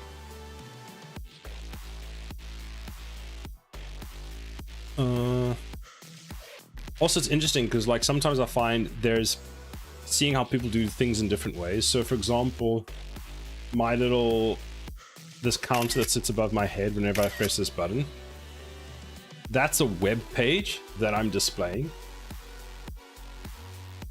And in order to get that web page to work, I had to make, when my stream starts, it actually creates a HTTP server that is actually showing that is actually, so it's creating it's creating an HTTP server to serve the content to OBS when OBS decides to pull the data or decides to show the content.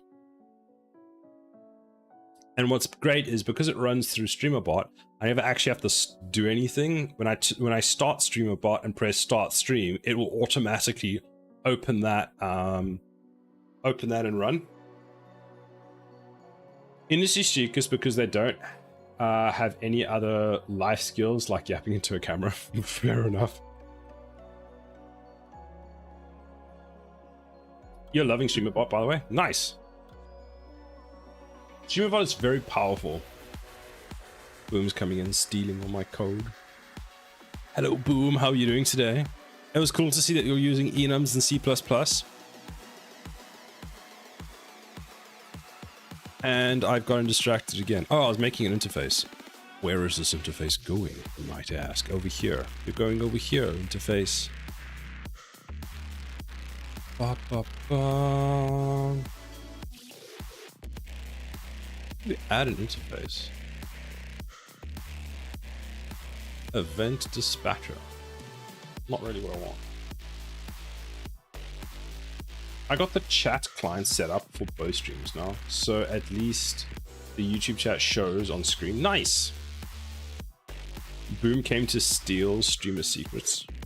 I think Boom has all the streamer secrets. I think a lot of streamers pay people to set stuff up and don't know how to explain how it works. Actually, that makes a lot of sense. Doing it yourself takes hours. Like, Boom, you know this with the amount of stuff you've done for your stream. It takes so long, and it's like constantly like an iterative process. He's like, oh, this would be good to improve, so you change that. That needs changing, and then it's like hours, maybe like more like years. True. Okay, my bad. True. That is definitely years at this point. Where was the page? Oh, that was the page. Then we go class settings. Aha. Implement an interface. BP. Aha, that one. Cool. Save. Then how do I use that interface? Switch. Okay, but that's great, but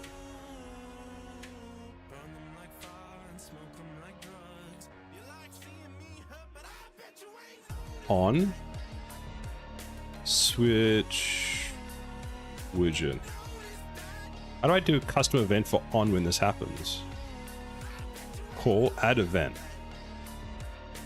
Ah, that's the event. Okay, so when the event happens, let's just say that AAA, my favorite thing, I was shown. Ha ha ha ha ha ha ha ha.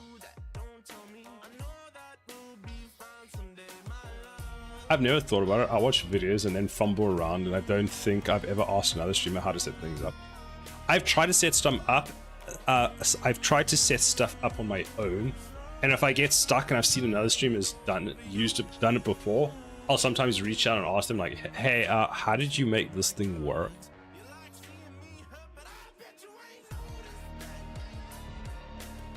Jedem added an AAA last night. Nice.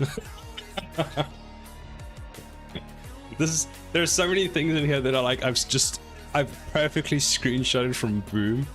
So for those that don't know an Unreal Engine, you can create a custom blueprint library, like a global one, and instead of having to type print string, what I saw on Boom's stream one day is Boom just did this AAA, and I was like, huh, what is that? So what Boom did was Boom just was like, well, I'll just make a global blueprint library that you can access from anywhere. That's called AAA, that does the print stream, and you can set up all the things anyway, so it's faster, saving the milliseconds in dev.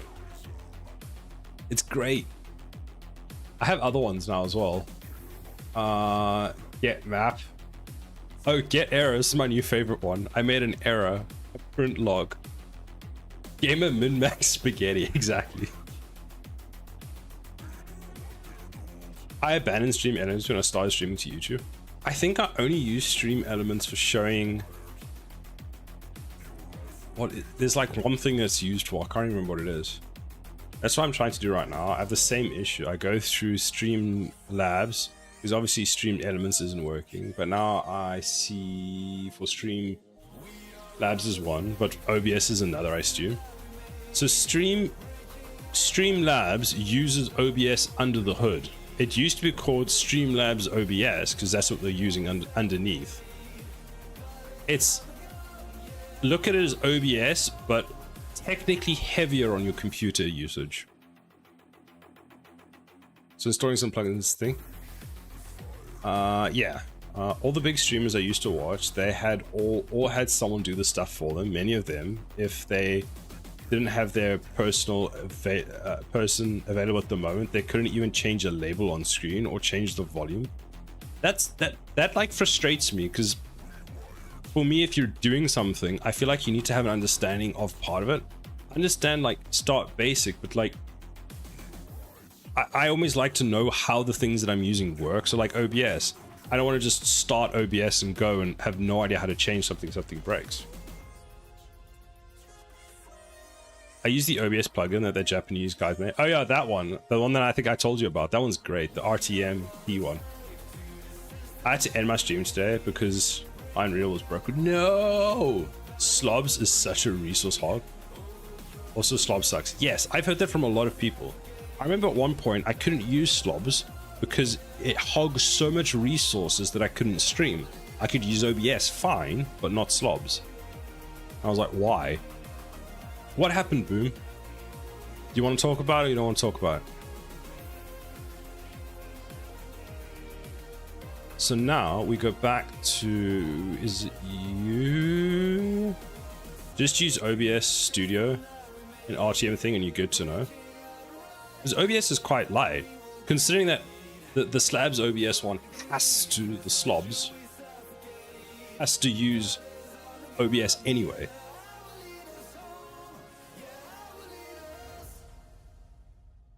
Collision channel got messed up when updating to 5.6. No! Oh. That's horrible. I'm sorry to hear that, Boom. You have 6 custom channels for Collision, and that's a lot of things you need. Yeah, that I know. Like, I have 1 custom channel, and if you're telling me it breaks to 5.6, I'm already like freaking out. Turning Cog was coming in here earlier and telling me about other stuff that gets broken in 5.6, and I'm just like, oh no, why? I'm convinced my buddy to switch from the Streamlabs to OBS, and it actually made it more iterative and heavier with that update. Lol. So I got her to switch at just the wrong time. Whoops. It'll be better.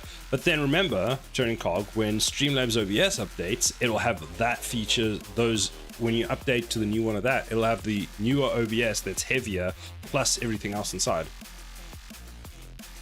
I don't think 5.6 broke it. I think it was more of a skill issue. Let's just blame 5.6 rather.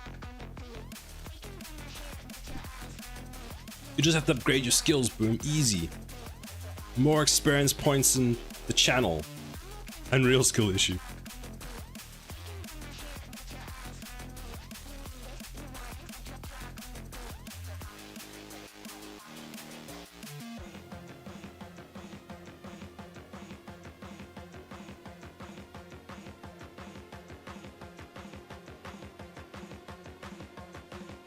That's the back button.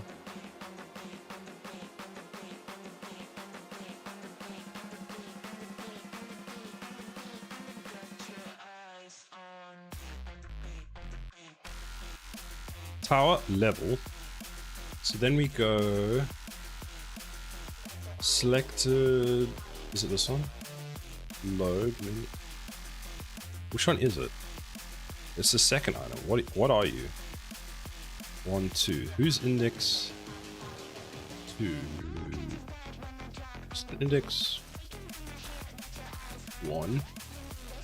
Load game. It isn't X1. Load menu. Get.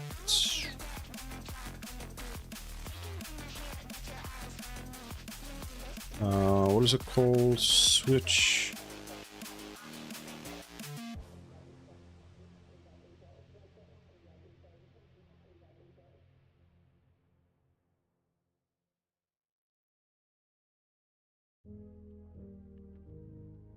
Sup, Sala. I heard some people say Blueprints is bad for performance. Is it BS or is there truth to it? It depends on what you're using it for. For most games, it makes no difference. But like, it also depends on how you're writing the code. If you're starting out, don't even worry about like performance of Blueprints versus C++.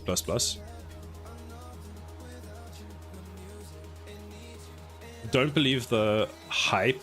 It depends on how you use and what you're doing. Shit is just better written in C++, especially if it has a lot of calculations. That's the thing. If you have a ton of calculations to do, C++ versus Blueprints, yes. But a lot of it gets... So what people forget is Blueprints get optimized by Unreal.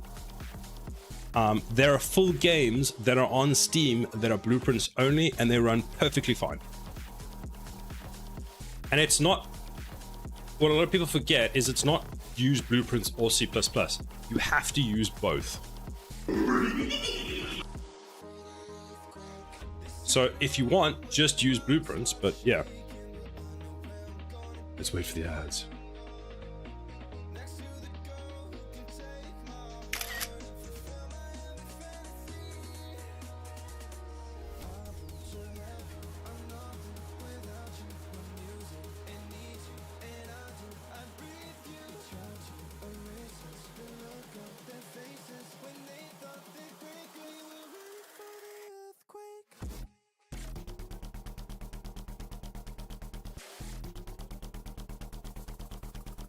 Thank you. For some reason I get no ads. Cool. Okay, good. I think it's geo-based. Possibly, yes. I use other people's blueprints, yoink. No ads, spoiled. But the thing it comes down to is it should never be Blueprints versus C++. You should use both of them and know what they're used for. But if you're starting out, just stick with Blueprints. If people are saying that it's a performance thing, ask them, what specifically are you referring to? Because a lot of people get it confused and they're kind of just repeating what they've heard. But it basically comes down to, unless you need like calculations and huge amounts of performance, the Blueprints are more than fine.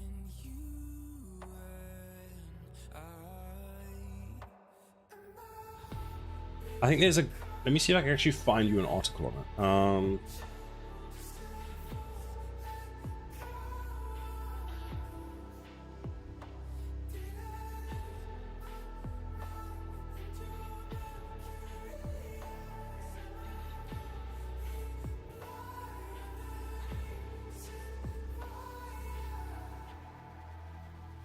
There you go.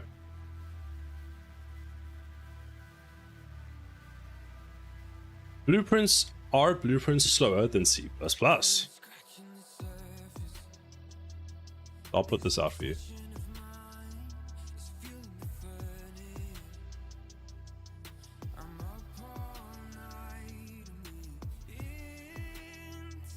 I don't believe him. I hear it from you. Felt reassuring too. Good. Some countries don't get Twitch ads. Yes. Wait, did I miss something? It's bad. It's very relatable sense. It's just no. The worse the C++ code is.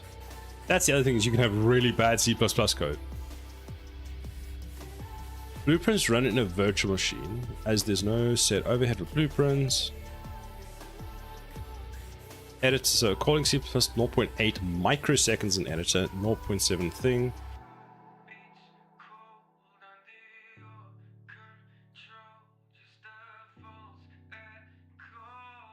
Because that's the other thing, is this gets compiled down, so... Okay...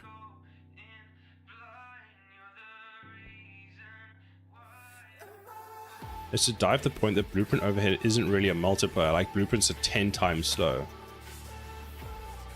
There's instead an overhead per node. Sure, some blueprint graphs can be 10 times slower, but it really depends on the blueprint. Let's make this bigger.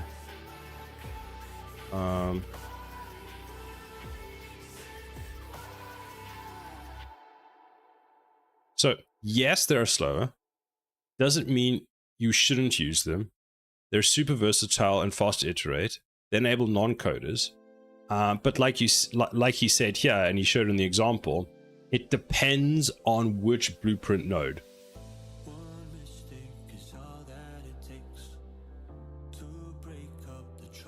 I'll worry about C++ in my second game. Yeah, that's a very good way of doing it. I need some C++, but that after 3 years of blueprint only. So what kind of things should be converted from BP to C++? That's a good question. I don't actually know. Usually you start off with big calculations. So if you have a lot of things iterating, it's usually faster to have that run in C++ and then get the result. If they use blueprints in Fortnite, one of the biggest games on the planet, they're good enough for me. That's a very good way of looking at it. That was very informative. Yeah, this is a really good article to go over because they go over a lot of the different things and what happens. So for example, there's a whole thing about using tick. And actually another thing that's sort of a misconception is I think if the tick node doesn't have something connected to it, you can disable it.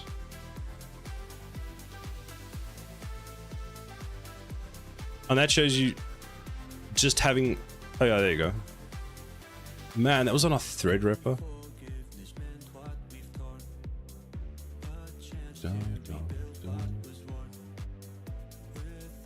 Oh, there you go. So if it's ghosted, it means it's actually not used. If it's non-ghosted, that means so this is the default, or it's disabled. This means it's going to run. Because the node exists like that in a non-ghosted state, it actually will run.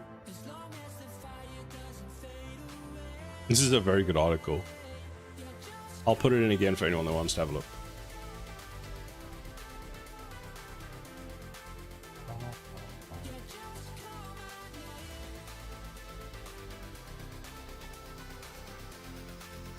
The guy that wrote that is, I think his name's Ari.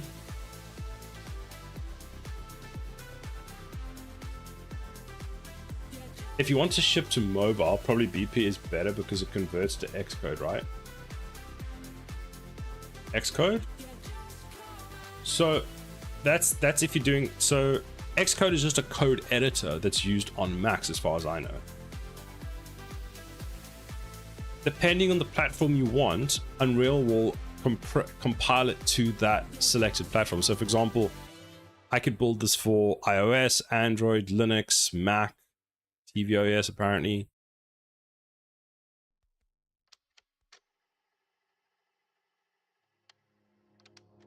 If it has nothing connected, it's not. If it's gray, so where's one? So if I just add tick like this will still tick. But if you can you disable a node?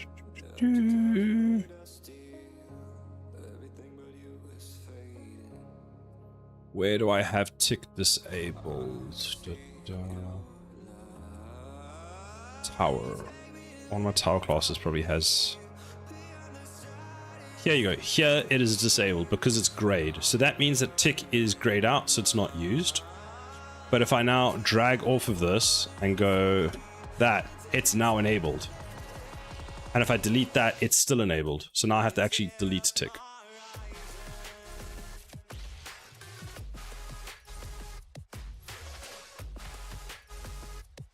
Should I convert my function that searches each Twitch message for a command and then retrieves the data table for that redeem? How are you doing? What is the search? What's happening in the search? Because possibly, because you've got a lot of commands. What you could do, Boom, is start that. you could actually debug it. Is so what you do is when you start that function, you get the current time now and you store that in a variable. Then when the function ends and you get the result, see what how many microseconds that's taking.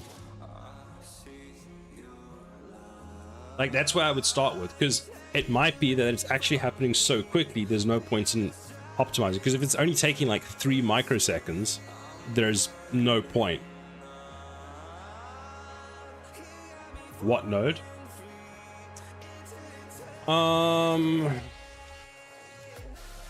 Give me a second.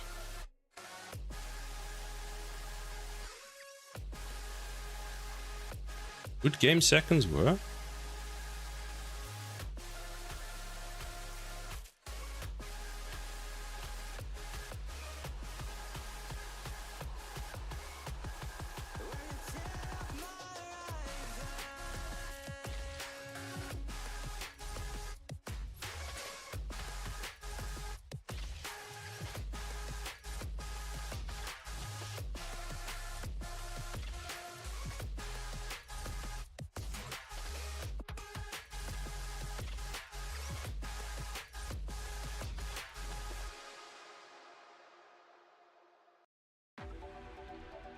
.6.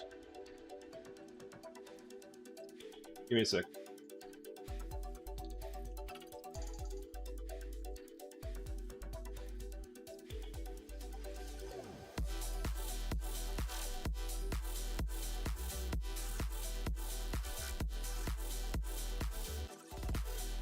I'm gonna hop off. Good luck. Thank you for stopping by.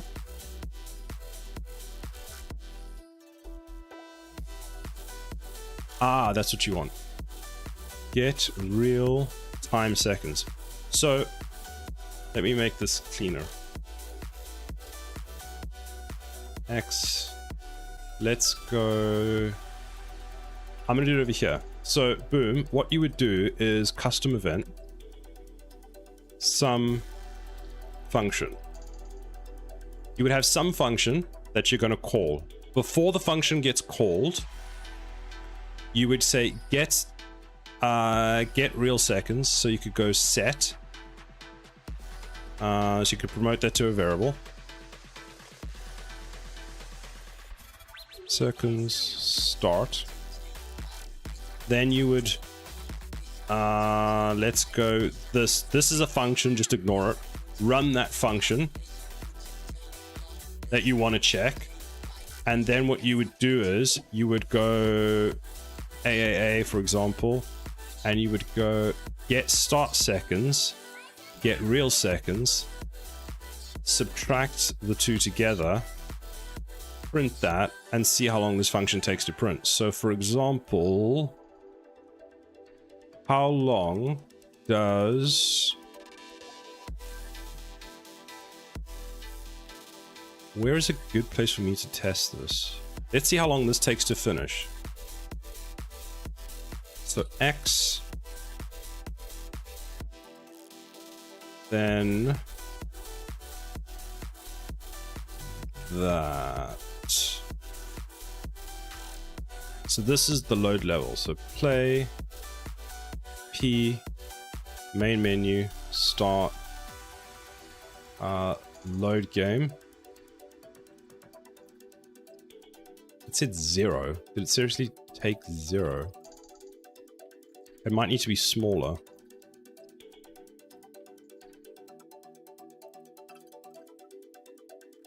Get real time in seconds since application was started. Time in seconds. Can we have that as a smaller number? F9. Play. Start.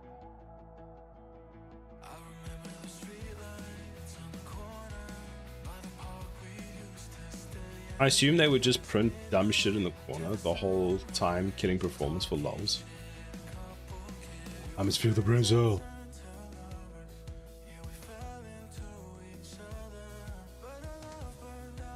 You don't get microseconds.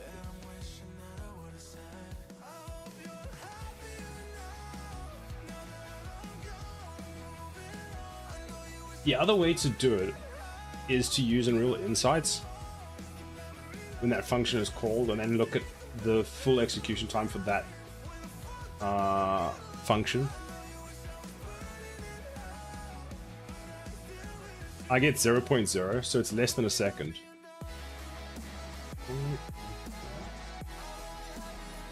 Let me find out if I can get you a smaller time.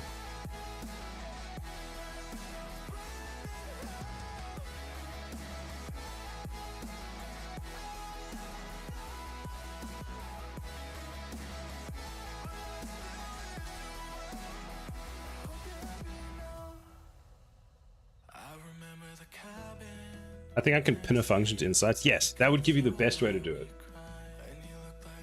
Otherwise, you have to do it with C++. Can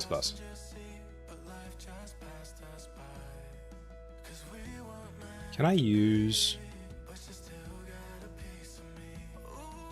Yeah. Do I have F time? Time now?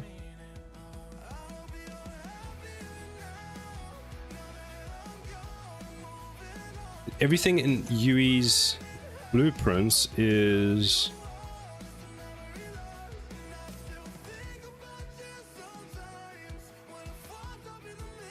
time span milliseconds. That's fine. I've returned. Welcome back. I think if you can pin it to Unreal Insights, that would give you the most accurate data boom. Otherwise, you'll have to write a C++ function that creates an F time of the current time when it starts, call the another one for when it ends, and then compare the two.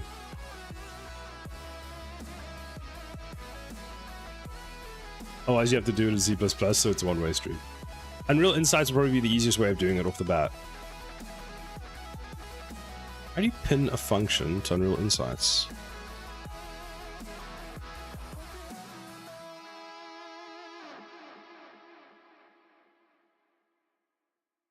There must be a way. Boom has knowledge that I don't.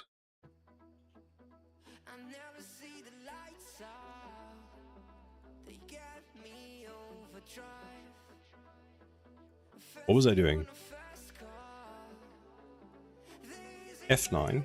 Okay, and then do we...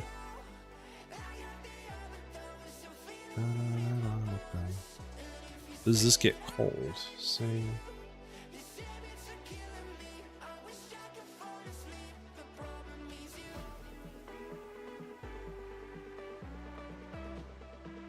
Because they steal everyone's spaghetti, of course they have the forbidden knowledge. True. Location changed. Load.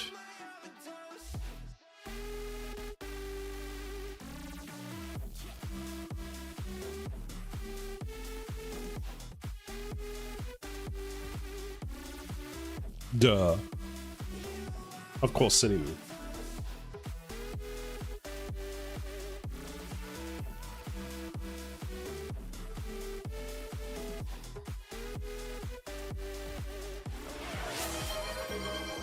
Hydrate! Thank you, Janine.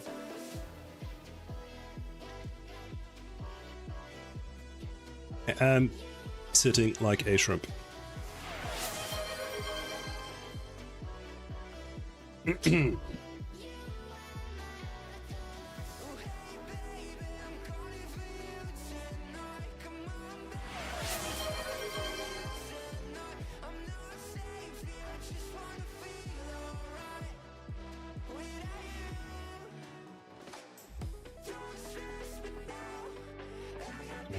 Dun, dun.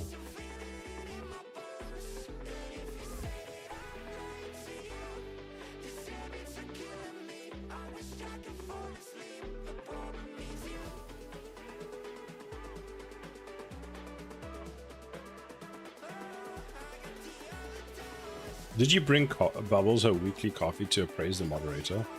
Today, no. Yesterday, yes. I made Bubbles 4 cups of coffee, 5 cups of coffee. Something like that.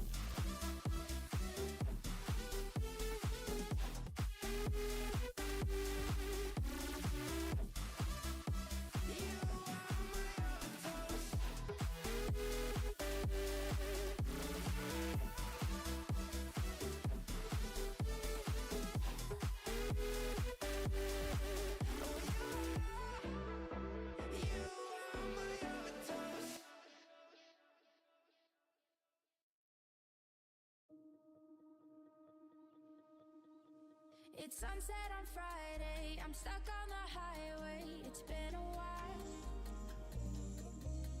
I'm late to the party, you already started the sparkling wine. I need to find a spark. That should be being called. I'm looking for a fire start tonight. So what we want to do, 'Cause you're the only one I'm thinking of. Don't let me burn to the ground. I wasted time. These city lights. Still I can't get you out my mind. I need a fire start tonight. I'm looking for a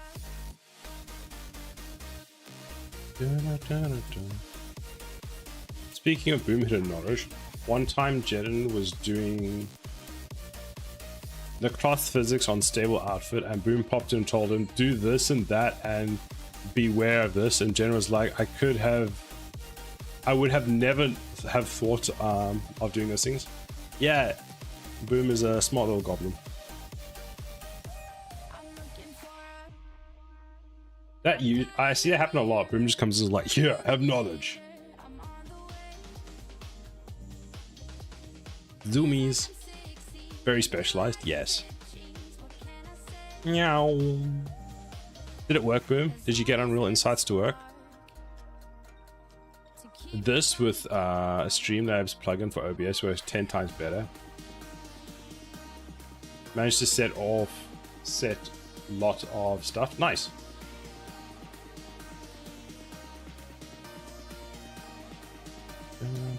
No, I got distracted and I'm watching roleplay. I'm like, why am I in the wrong one? I'm in the wrong one. No wonder it doesn't work.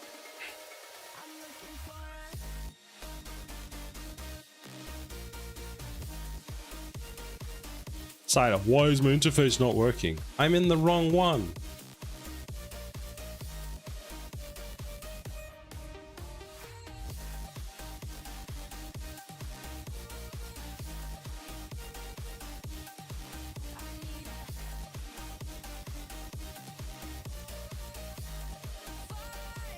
You can add... Boom, get off the brain rot. You can add a line of C++ to mark it for insights. Haven't found out how to do it in the editor yet. Ew woo!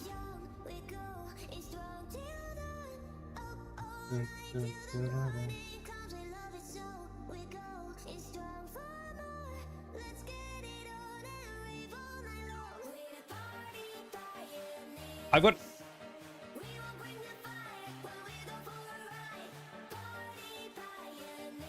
There is a way you could do it, which would just be that if you just printed out F time now, what's it, F time, you could make a function in C++ that you call before and after and find out what the time now milliseconds is versus, or basically what the full time value is now and the full time value is afterwards, and you just call the function twice.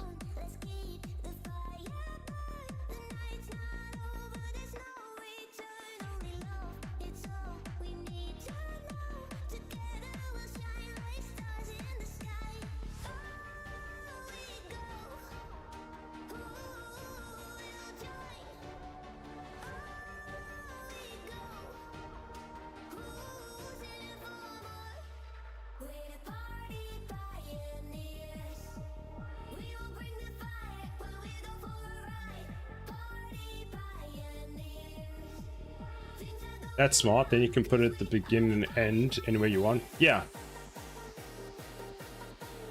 Hold on, let me see if I can do that. So, do you have like a somewhere where you can call a function globally? Like you've got with Marius's stuff, you had like one of these. What do you call it? TD.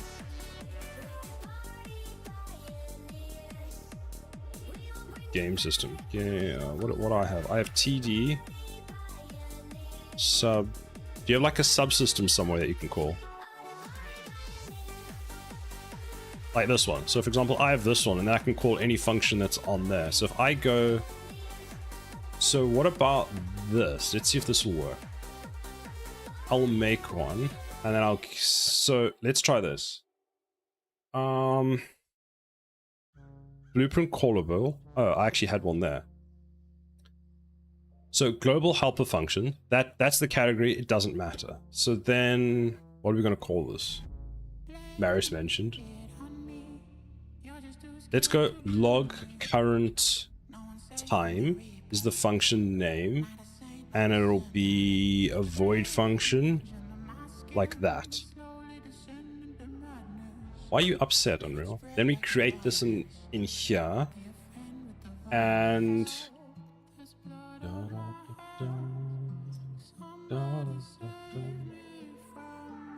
what would it be?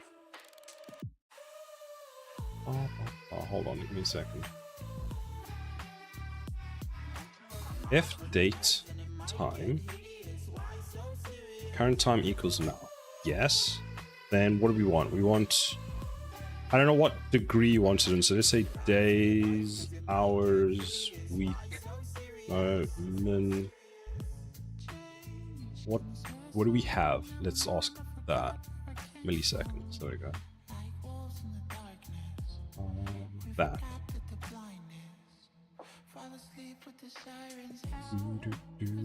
So we'll go f string.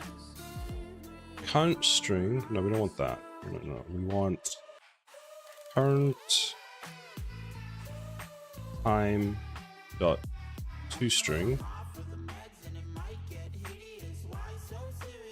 text that. That's what we want. There we go.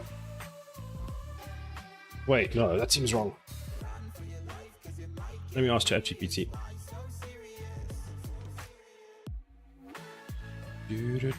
So let me just get all of that. Okay, we want that. That. Then we can just log that. So we'll just go UE log log temp born and text and current time in Boomland is it's just a string, isn't it? So %s comma time string. Why are you unhappy? Right. Whoops. There we go. Let's see if this works. Let me save my work. Compile, save. File, save all. Side Skynet is gonna save you time. I have a setting from stealing code to having custom code built for me. Booms evolving. Oh no. Oh no.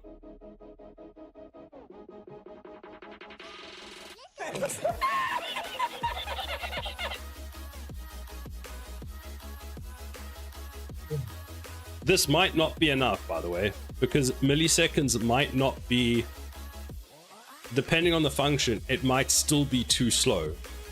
Like, it might just give us 0 because it's less than a millisecond. I'm gonna try make a function that's super slow. Oh, I know what we do. We load something because that's always slow, right? Is there a, like, load a map? I don't know, we'll try something like that. I'll make a math calculation. There we go. I need microseconds. Does it support microseconds? I don't think time supports microseconds. It only supports milliseconds, so it's still not fast enough. So you'd have to use Unreal Insights. Holy typo.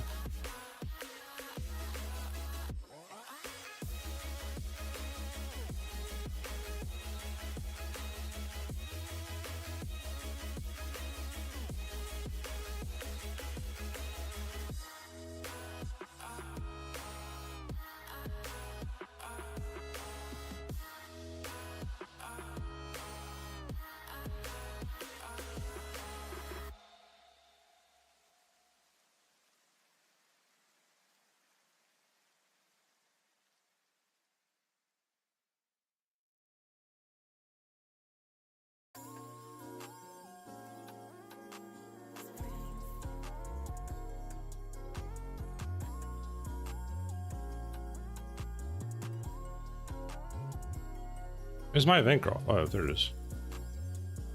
So let's see. Get so TD subsystem that current log current time. How long does this entire function take to run? All of that, all of that, all of that. Paste, compile, save, press, play. Okay, then we go to the log. So mine took, calculator, 417 minus 351. So mine took 66 milliseconds to do all of this on load.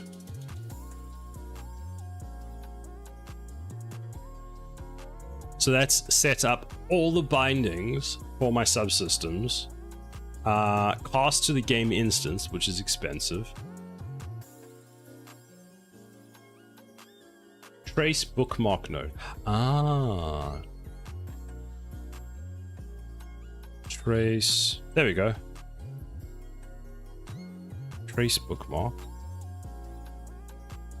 function. Begin play of game mode. Like that.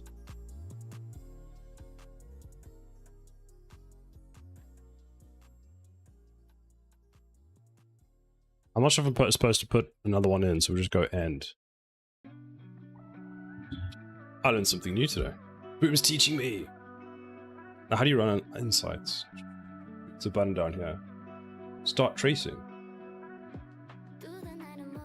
Play. And stop. Open.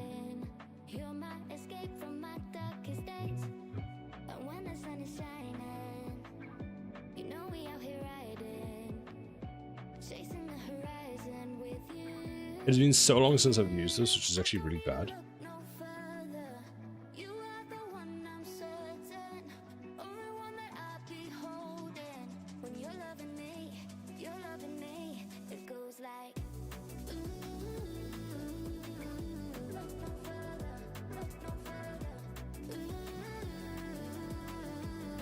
I gotta go to a bachelor's party. Whoever wants to hang out, feel free to join me Tuesday, +2 GMT, night, 7 o'clock.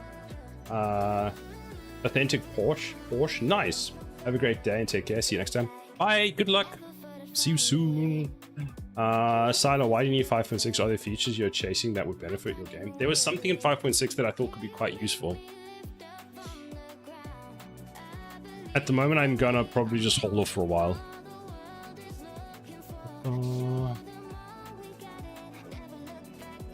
What is the launch the Zen dashboard?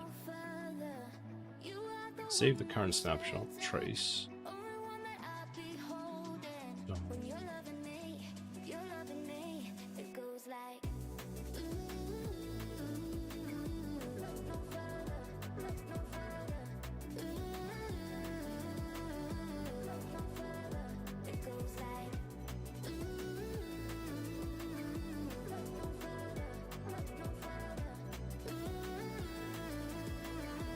Where's Unreal Insights?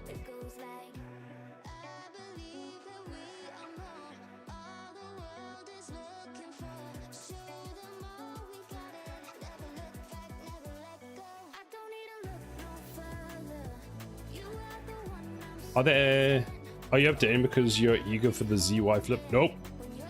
Bottom right, there's a button.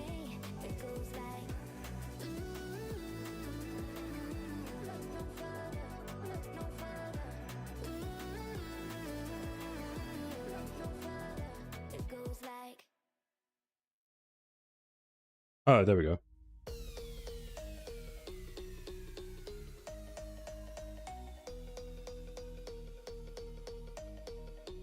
So which one was it? I have no idea. So it's start again. Biggest nope of my life. Was it this one?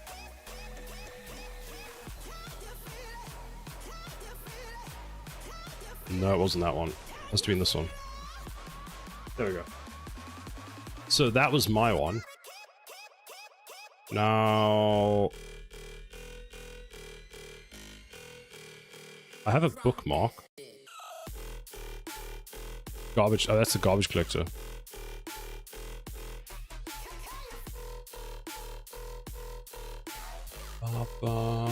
That's counters, quarters, log, timers.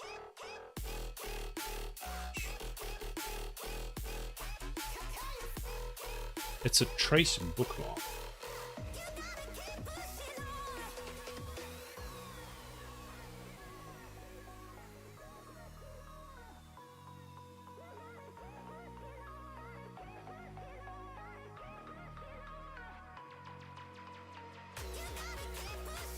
I don't know where to find the trace bookmark yet. I got distracted by all the colored lines. Yeah, me too.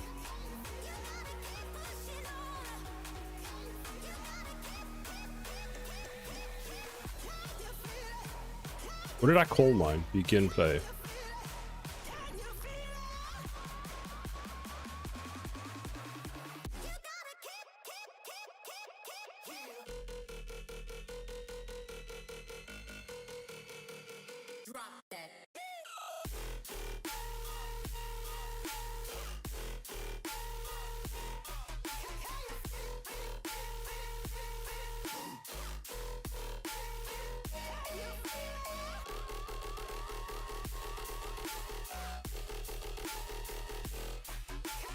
Take snapshot to generate things. Start connected host. It's none of those.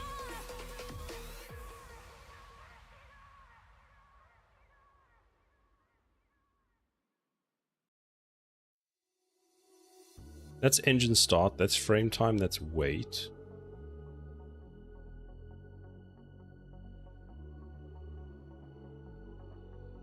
I feel like this is an art on its own.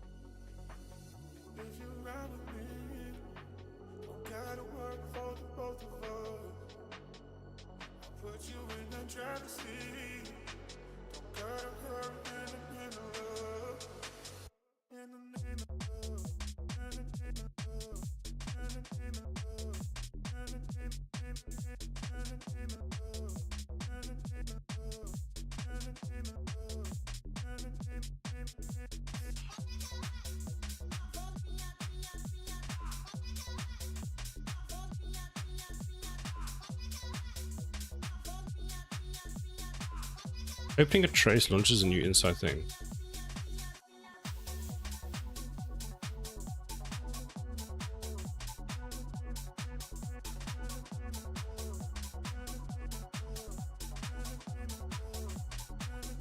Oh, trace store. Only is a trace store. Why is yours so different to mine?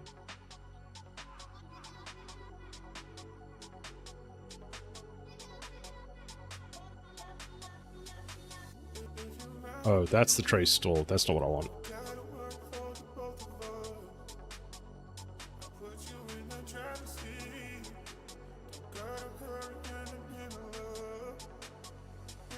Game thread, no.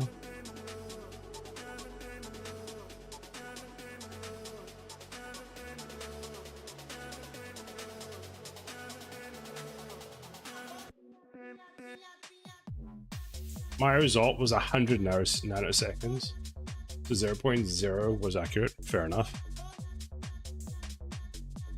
I mean, nanoseconds is 1/10 of a second, right? 1/10 of a millisecond. Is that right?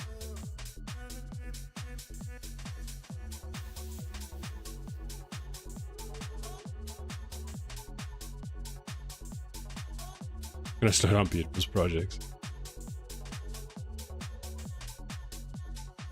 How did you find your trace, Boom, that you set up?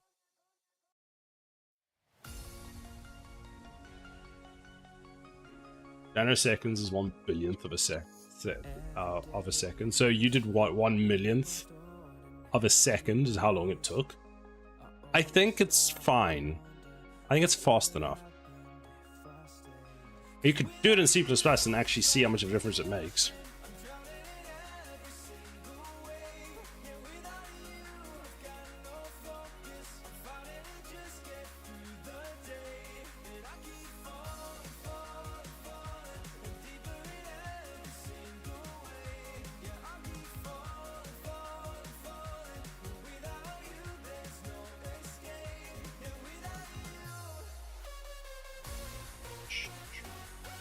See, for mine, it's like, what happened here?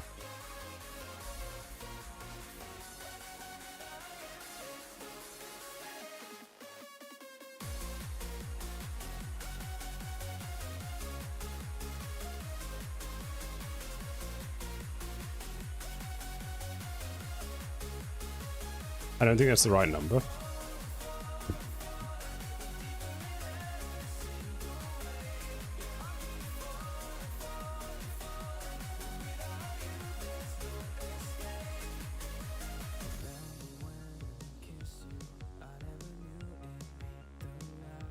Mine says I have no trace bookmarks.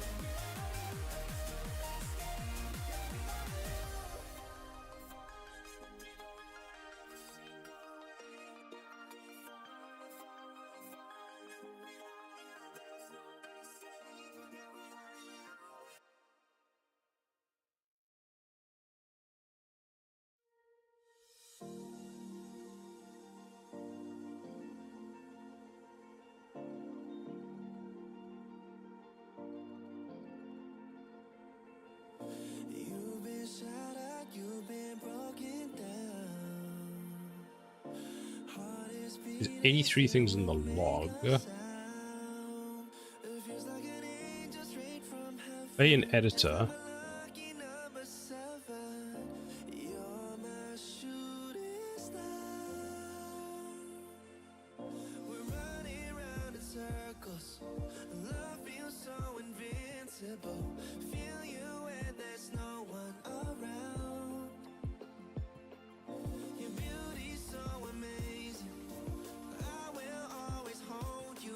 Duration infinite, lol.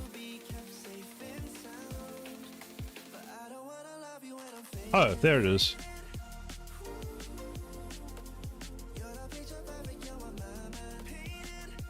So there is where it started. So if I select that, what happens? 49.8 milliseconds apparently is how long my game instance took to load.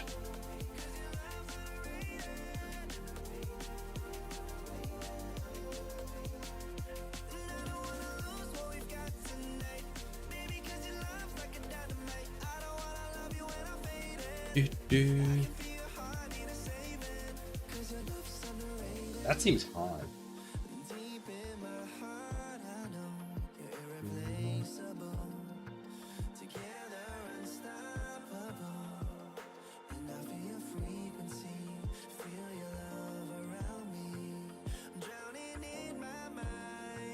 $465 microseconds to search for cheese. I mean, I guess it's not too bad.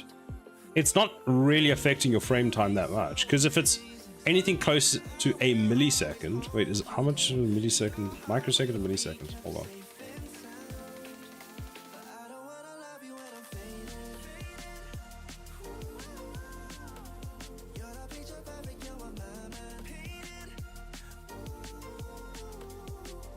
Oh, actually, that is quite slow. So that means that using half a millisecond to just search for cheese,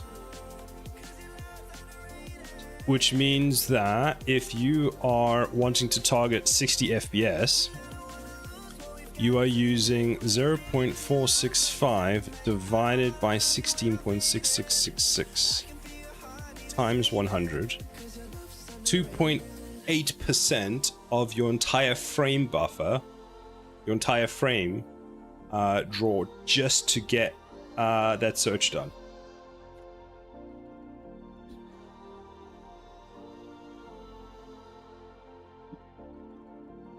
It does this for every single. Now that, well, here's a good experiment, Boom. Now that you know how long it takes in blueprints, is try write that in C++, because if you're wanting to sort of learn how to do it, that'll be a good starting point. And if you need help, let me know. Just message me on Discord if you want some help at all. But yeah, half a millisecond is quite high.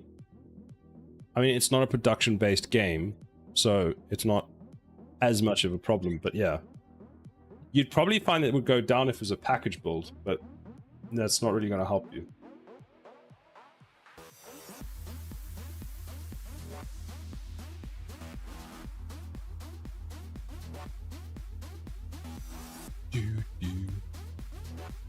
Well, I learned something new today, so thank you for that.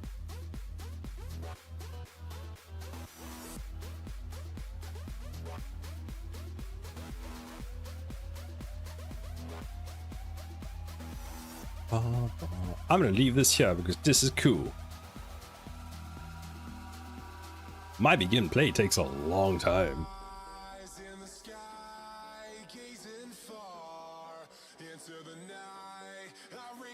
How do I make a custom function in C++? So what you first need to ask yourself is, where do you want it? Are you wanting to have this function like we have sort of a global blueprint function, where you can access it from anywhere? Because I'm wondering if that might be the easiest way for you to start, is have them just global that you can access from anywhere instead of sort of class specific.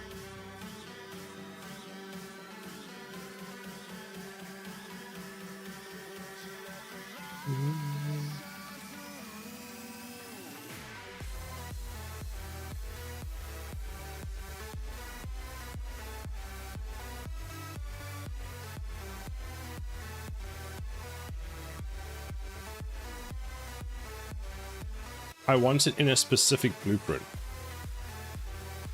What is the blueprint type?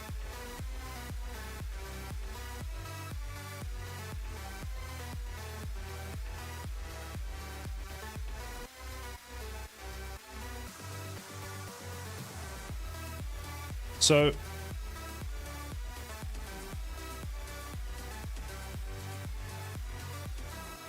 because do you want it only accessible in one blueprint, which I guess is what you want. But if it's global, it's easier to make. I'll do it that way. An actor. There's two ways of doing it. Way one, which is slightly more complicated, is a parent actor. Okay, so you would first, I'd kind of say, I'm going to show you this way first, but this is the way I'd probably say don't do it for now. Just because of complexity. Silent Minecraft clone. When? I don't know. We'll see.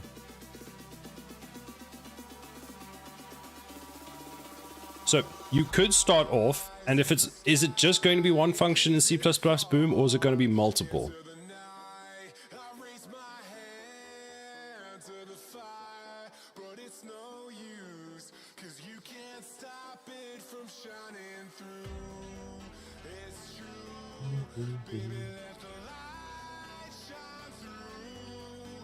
Where's my instance of everything? There it is.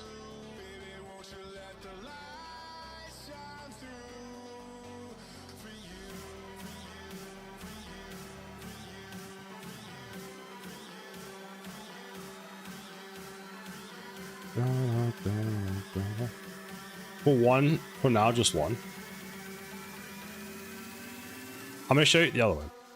If I was you right now, just having one, I would start off by putting it into that like a global system that Marius said, just so you can access it. So you just create a U function callable, which means so it'll be U function, blueprint callable, category you can have, or you can just have nothing.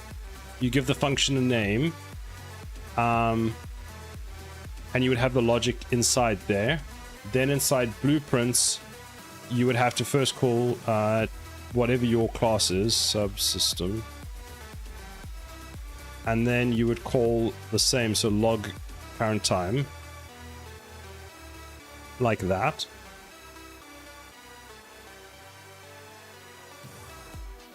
That's the global, you can access it from anywhere class. The other option, which is more complicated, uses inheritance. So what you would have to do is first make, and I'm happy to sit with you and go through this. You would have to first make a basic C++ class. So if we go add Unreal Engine class, actor, boom class, like this. And what you would do is then create that same function. So let's just say void do some calculation. And you will want it U function.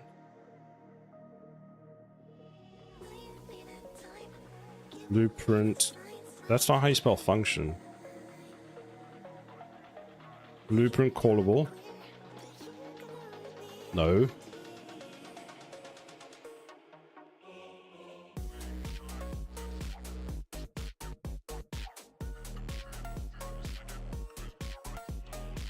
You would have that. So you would have this C++ class that exists where you have that function.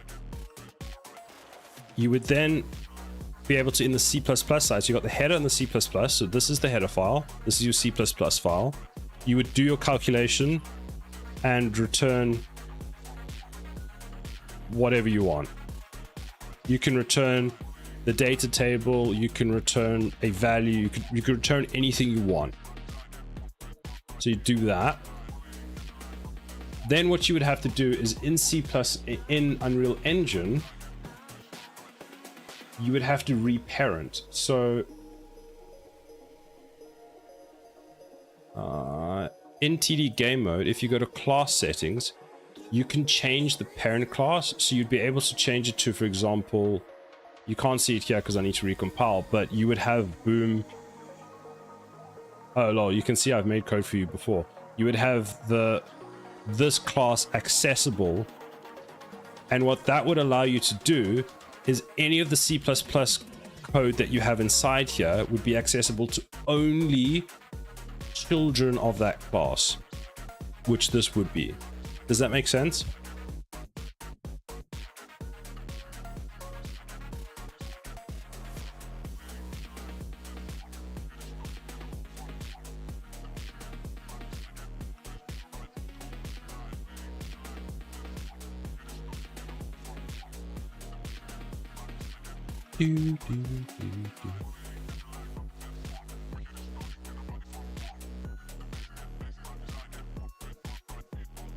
That makes sense. Cool. If you get stuck, let me know. I'm happy to answer any questions.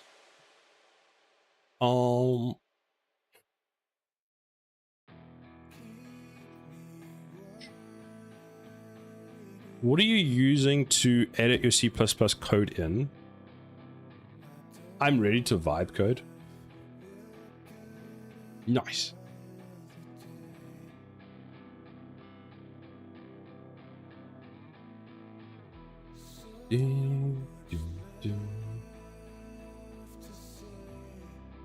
I should probably fix my collision issues first. Yeah, unfortunately, you should probably start with that.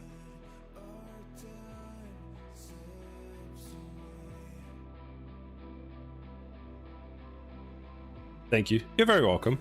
But yeah, if you need help, let me know, or there's tons of people in the community who can also help. But yeah, I've done lots of it, as you've seen, so I can do it. Now you can share rank with Marius for teaching me C++.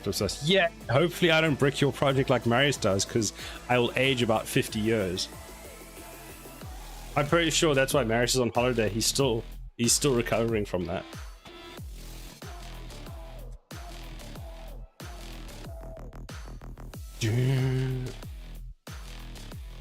Add a event dispatcher, no class settings.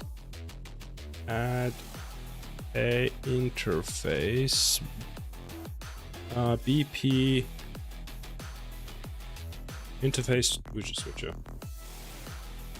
I have backups. I break it more often. Fair enough. No.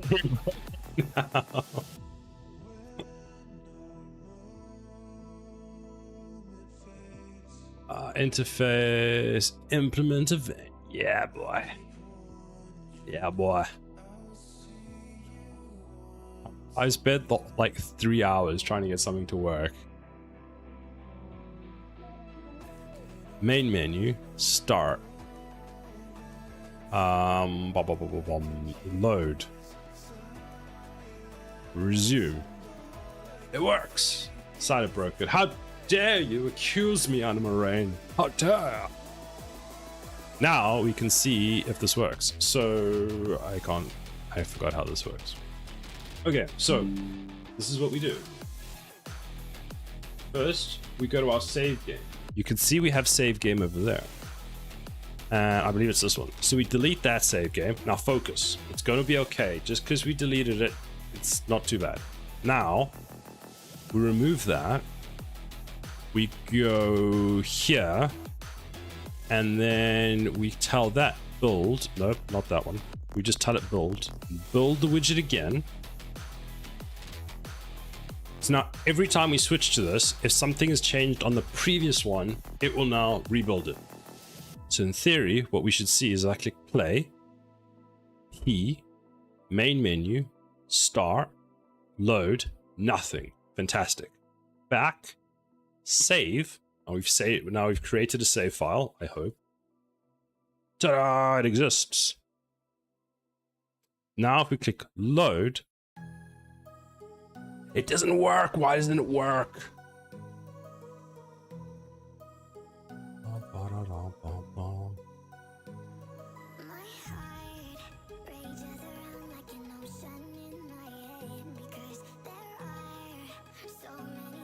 This is kind of awkward, I'm not gonna lie.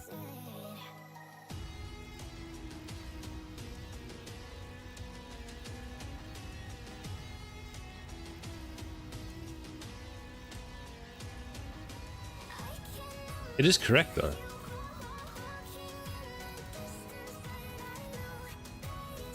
I know what the problem is.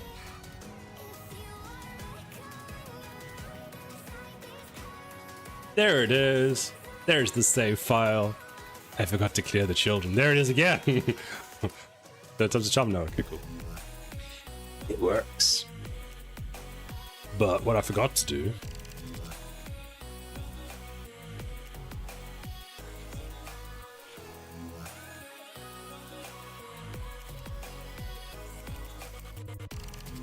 XV, we will always clear.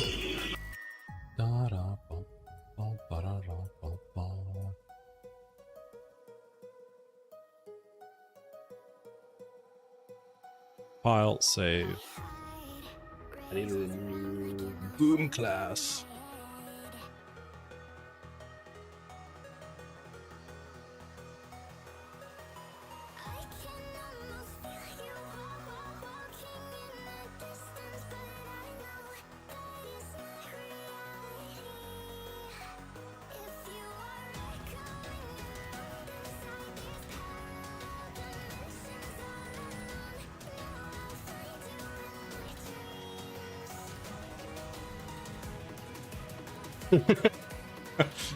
Salute Boomcast.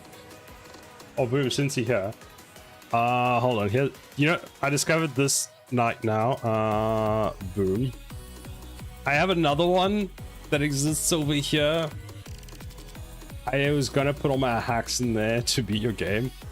Do you remember a while ago where you were on stream and you were trying to sort something out and everyone was giving you instructions on how to do it and they kept saying use something or other and you kept getting more and more mad at them, and then eventually I told you look at this and you were like, oh, that might work.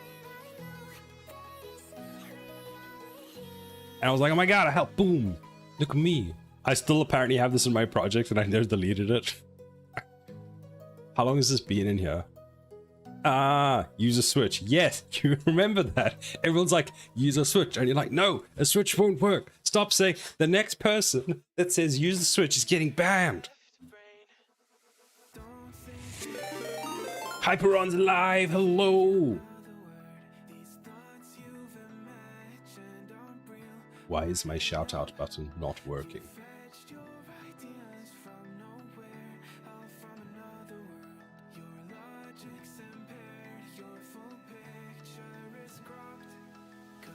How was your stream? /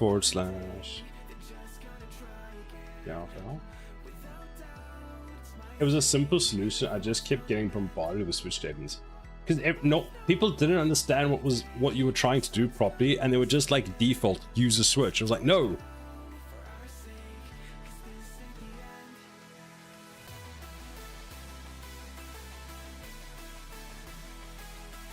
Why is that button not working? Hold on. This, that. Oh, whoops.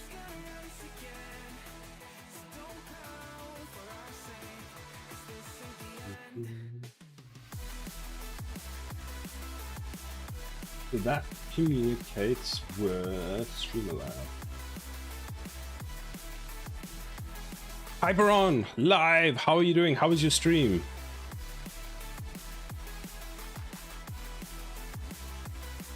I was stuck in the ads. Yeah, sorry, you rated just as we had the ad break. It was fine. Did you work on anything cool?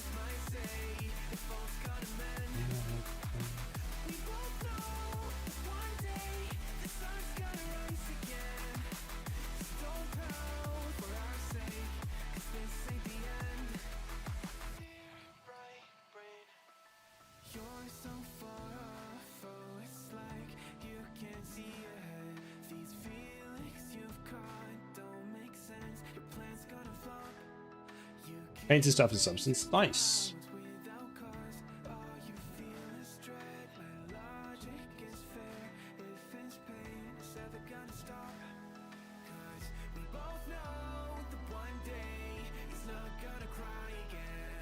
I'm working at the moment on my channel from my change from low poly to high poly videos. Nice. That's pretty cool. How's that going? Do you have a lot to do on that?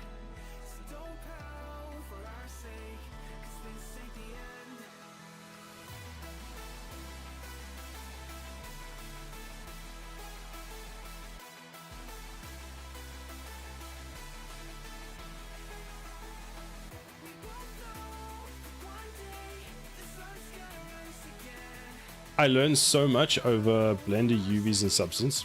That's good. That's very good. I haven't actually touched Blender in a while. I feel like I gotta go and do it again just so I don't lose everything that I learned.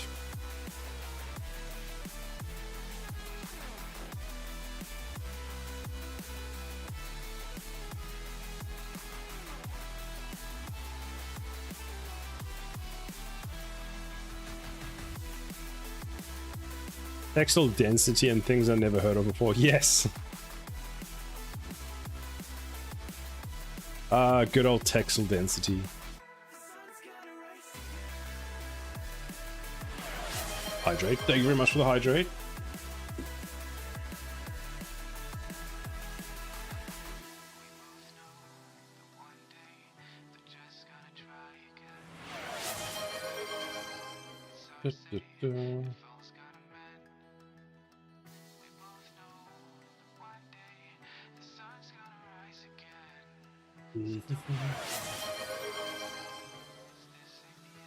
Oh, thank you for the stretch, the hydrate, and the posture check. I'm no longer a shrimp.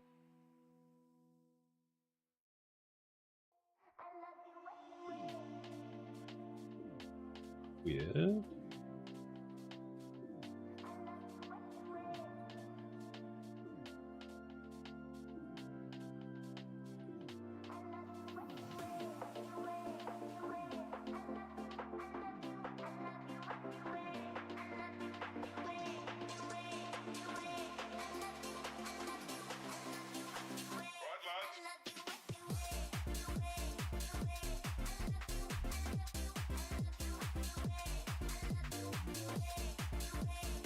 So it looks like, let me just go to GitHub quickly and save. I've managed to get the loading. Actually, I've been quite productive today in some senses. We can now, let's remove that.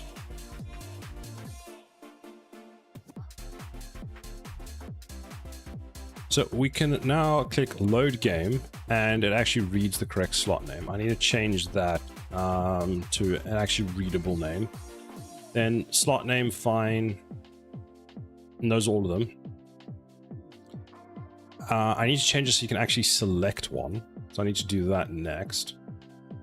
What I'm going to do is if you select this one, which is already, it will click load. If you select an empty slot, it'll give you new.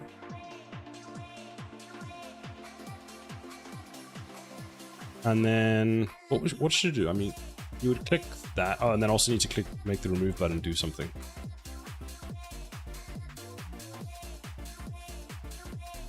So remove needs to remove and rebuild this.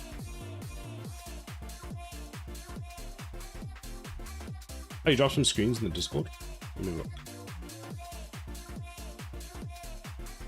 Also, welcome to the Discord. Hey, that looks so good.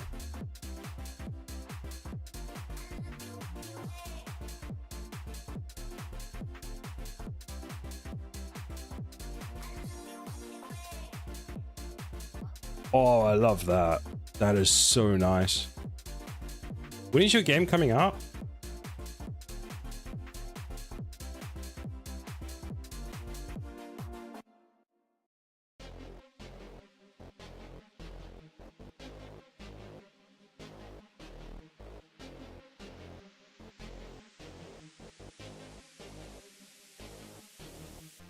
No idea. After I switched to high poly. Fair enough. What is the north and west point to if you're in space? Does it point to the north of the particular planet?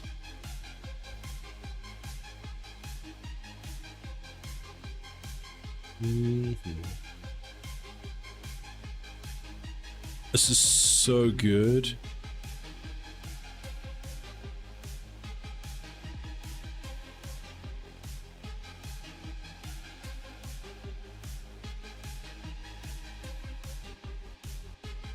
Oh, it didn't show the others.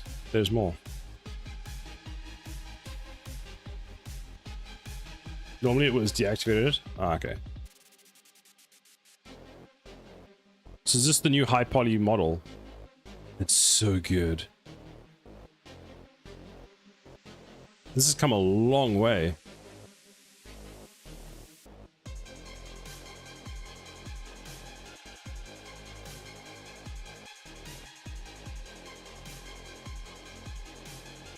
What is that? Is that a solar panel? Also not final. Fair enough. Man, that is incredible. That is great to see. Well done.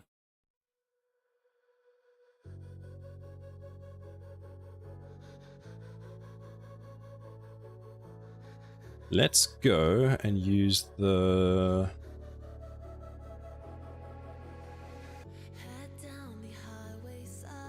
Sukilos, hello, how are you doing?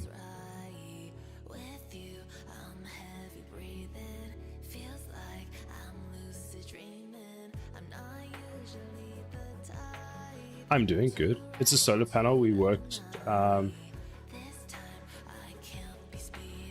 last days on. Nice. It looks incredible. Oh, I forgot I need to change these into buttons. Thanks for sharing my stuff. Anytime. I mean, very easy to do. It looks so good.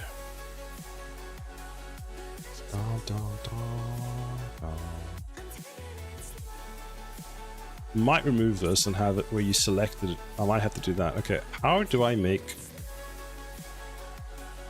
row U? Where was the button? Size box. Oh, that's the wrong one. Would it be P? Level. This one. So under the border we have a button. That's going to be fun.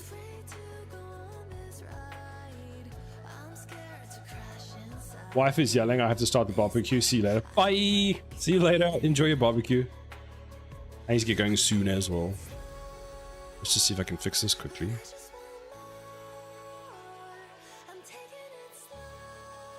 I am going out for dinner tonight.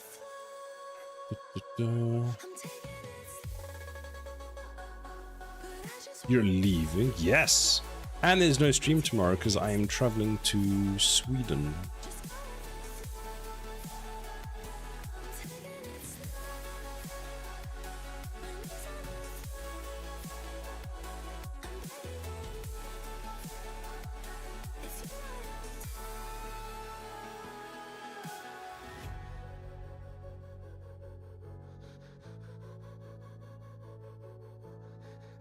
It was a site, so you use...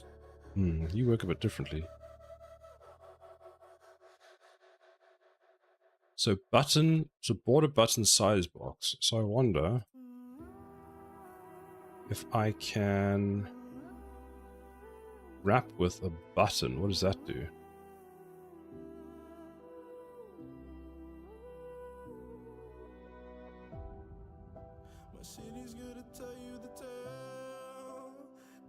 Because that would be the same, right?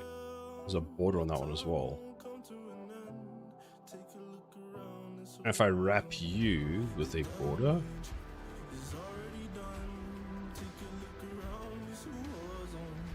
maybe it works, maybe it doesn't. Padding.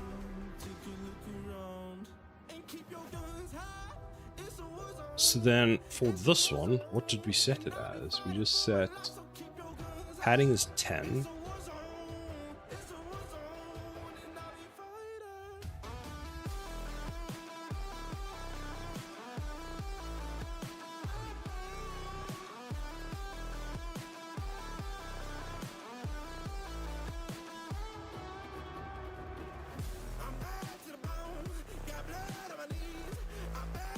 That's why you wrapped it in a border. Then we can go.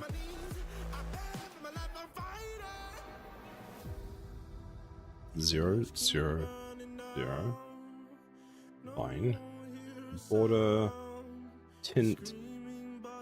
0.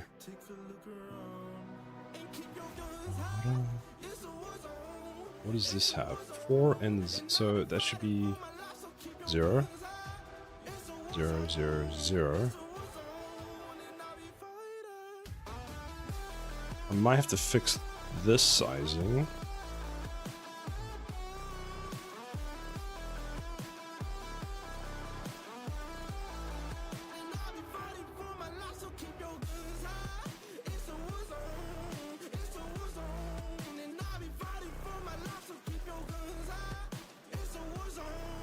This week is a waste then. Technically, maybe. It was very productive for me, so that helps. Aha, so there is sizing on the end of that. So then why do you have... What does the padding do? If I go 0, what does that do?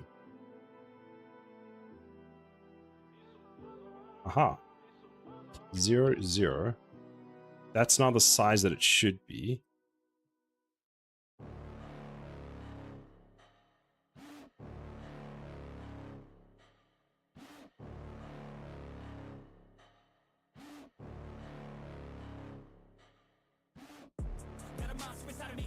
But now I need it to be the same size as the overlay. So 7.5, 0. So button sizing, 7.5. That looks better.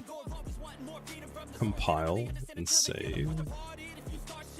I might still have to change the background stuff, so we'll sort that out later on, that's fine. But let's just go with button.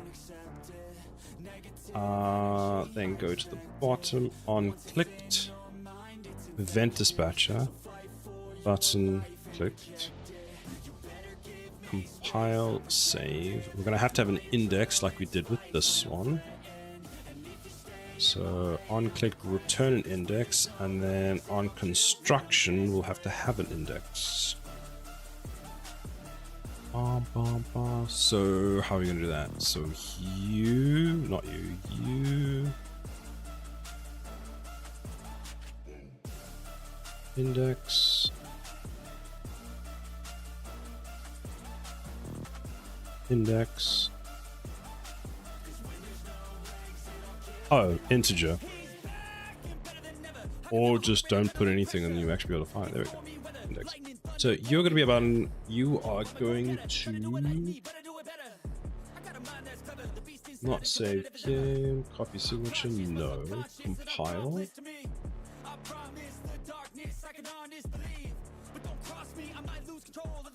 That's what we want. Integer. Index. Get. All. That. That.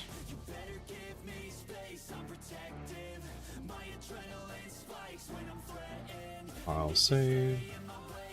That's that. Now what I need to do is change this to expose and spawn. That should give me an error. Instance editable. That's the one I'm looking for. Save, compile.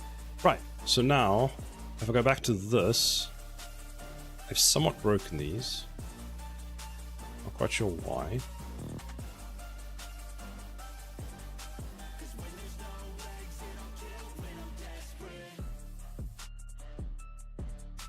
Oops. Okay. I don't really care, that's fine, whatever. So when we go and we create these, we give them the index. Then on each of these, when we created one, bind event to button clicked. Custom, add custom event. No. And we want event dispatcher, create an event, create a matching function event, button clicked, that one, print text, and it'll be that. There we go. So that will bind there. That can go there.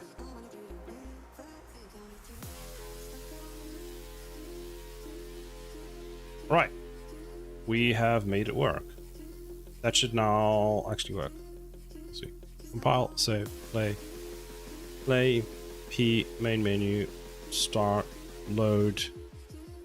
1, 1, 2, 3.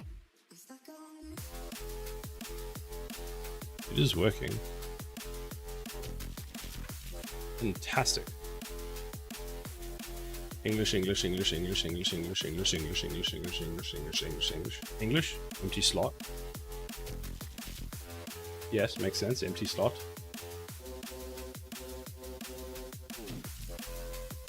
Not sure where you're seeing empty slot, but you know.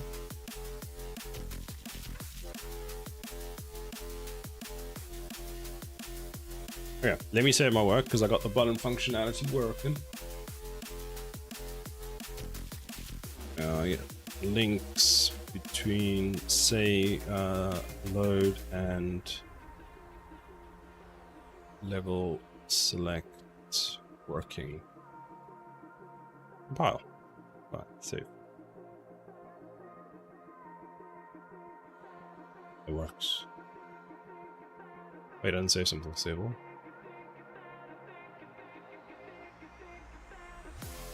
Missed something lost. There we go. Done. Save that. How dare you? There we go. That's what I thought. That's what I thought.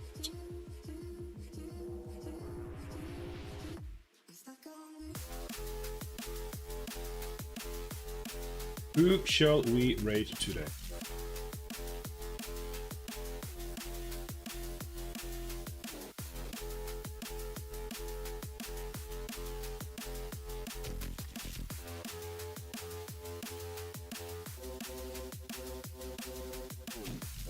Well, there's this Siler guy. I can't raid myself. How dare. Does UE stuff. Seems like a scam.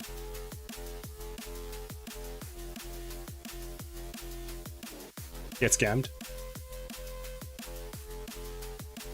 Not very good, but interesting to talk to.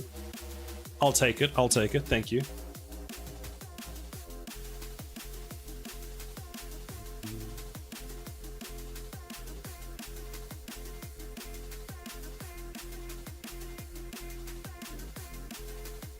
I don't know, it's a slow morning.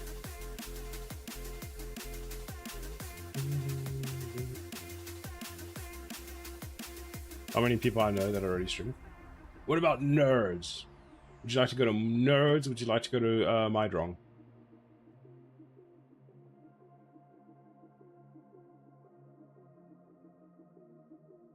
So, do you want zombie roguelike, or do you want sort of like a WoW-ish style game, which is Unreal Engine? Unreal Engine will go.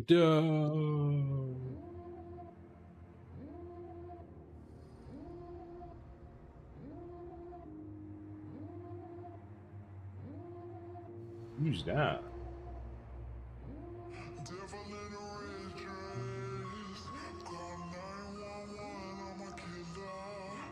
Blender stuff. Right, we'll do that just because you said.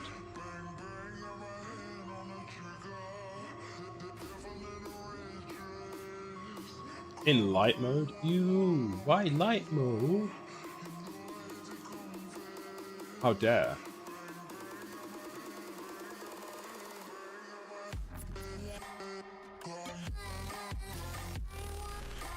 Wait, I need to change settings. No, Boom, don't do it. Don't do it. We're raiding. There's your raid message if you want a raid message. Does it work? Does it work? Works. Or use whatever you want. It's all up to you. Have a good rest of your day. Thank you all for stopping by. I hope you have a good rest of your week. It works. Yay. I will see you all next weekend. I will be streaming tomorrow. I'm getting on a plane. Got my shades on. Let's go. Nice. That's super cool. All right. Well, thank you, everybody. I hope you have a good rest of your day, and we'll see you soon. Bye for now. Bye, everybody. Bye.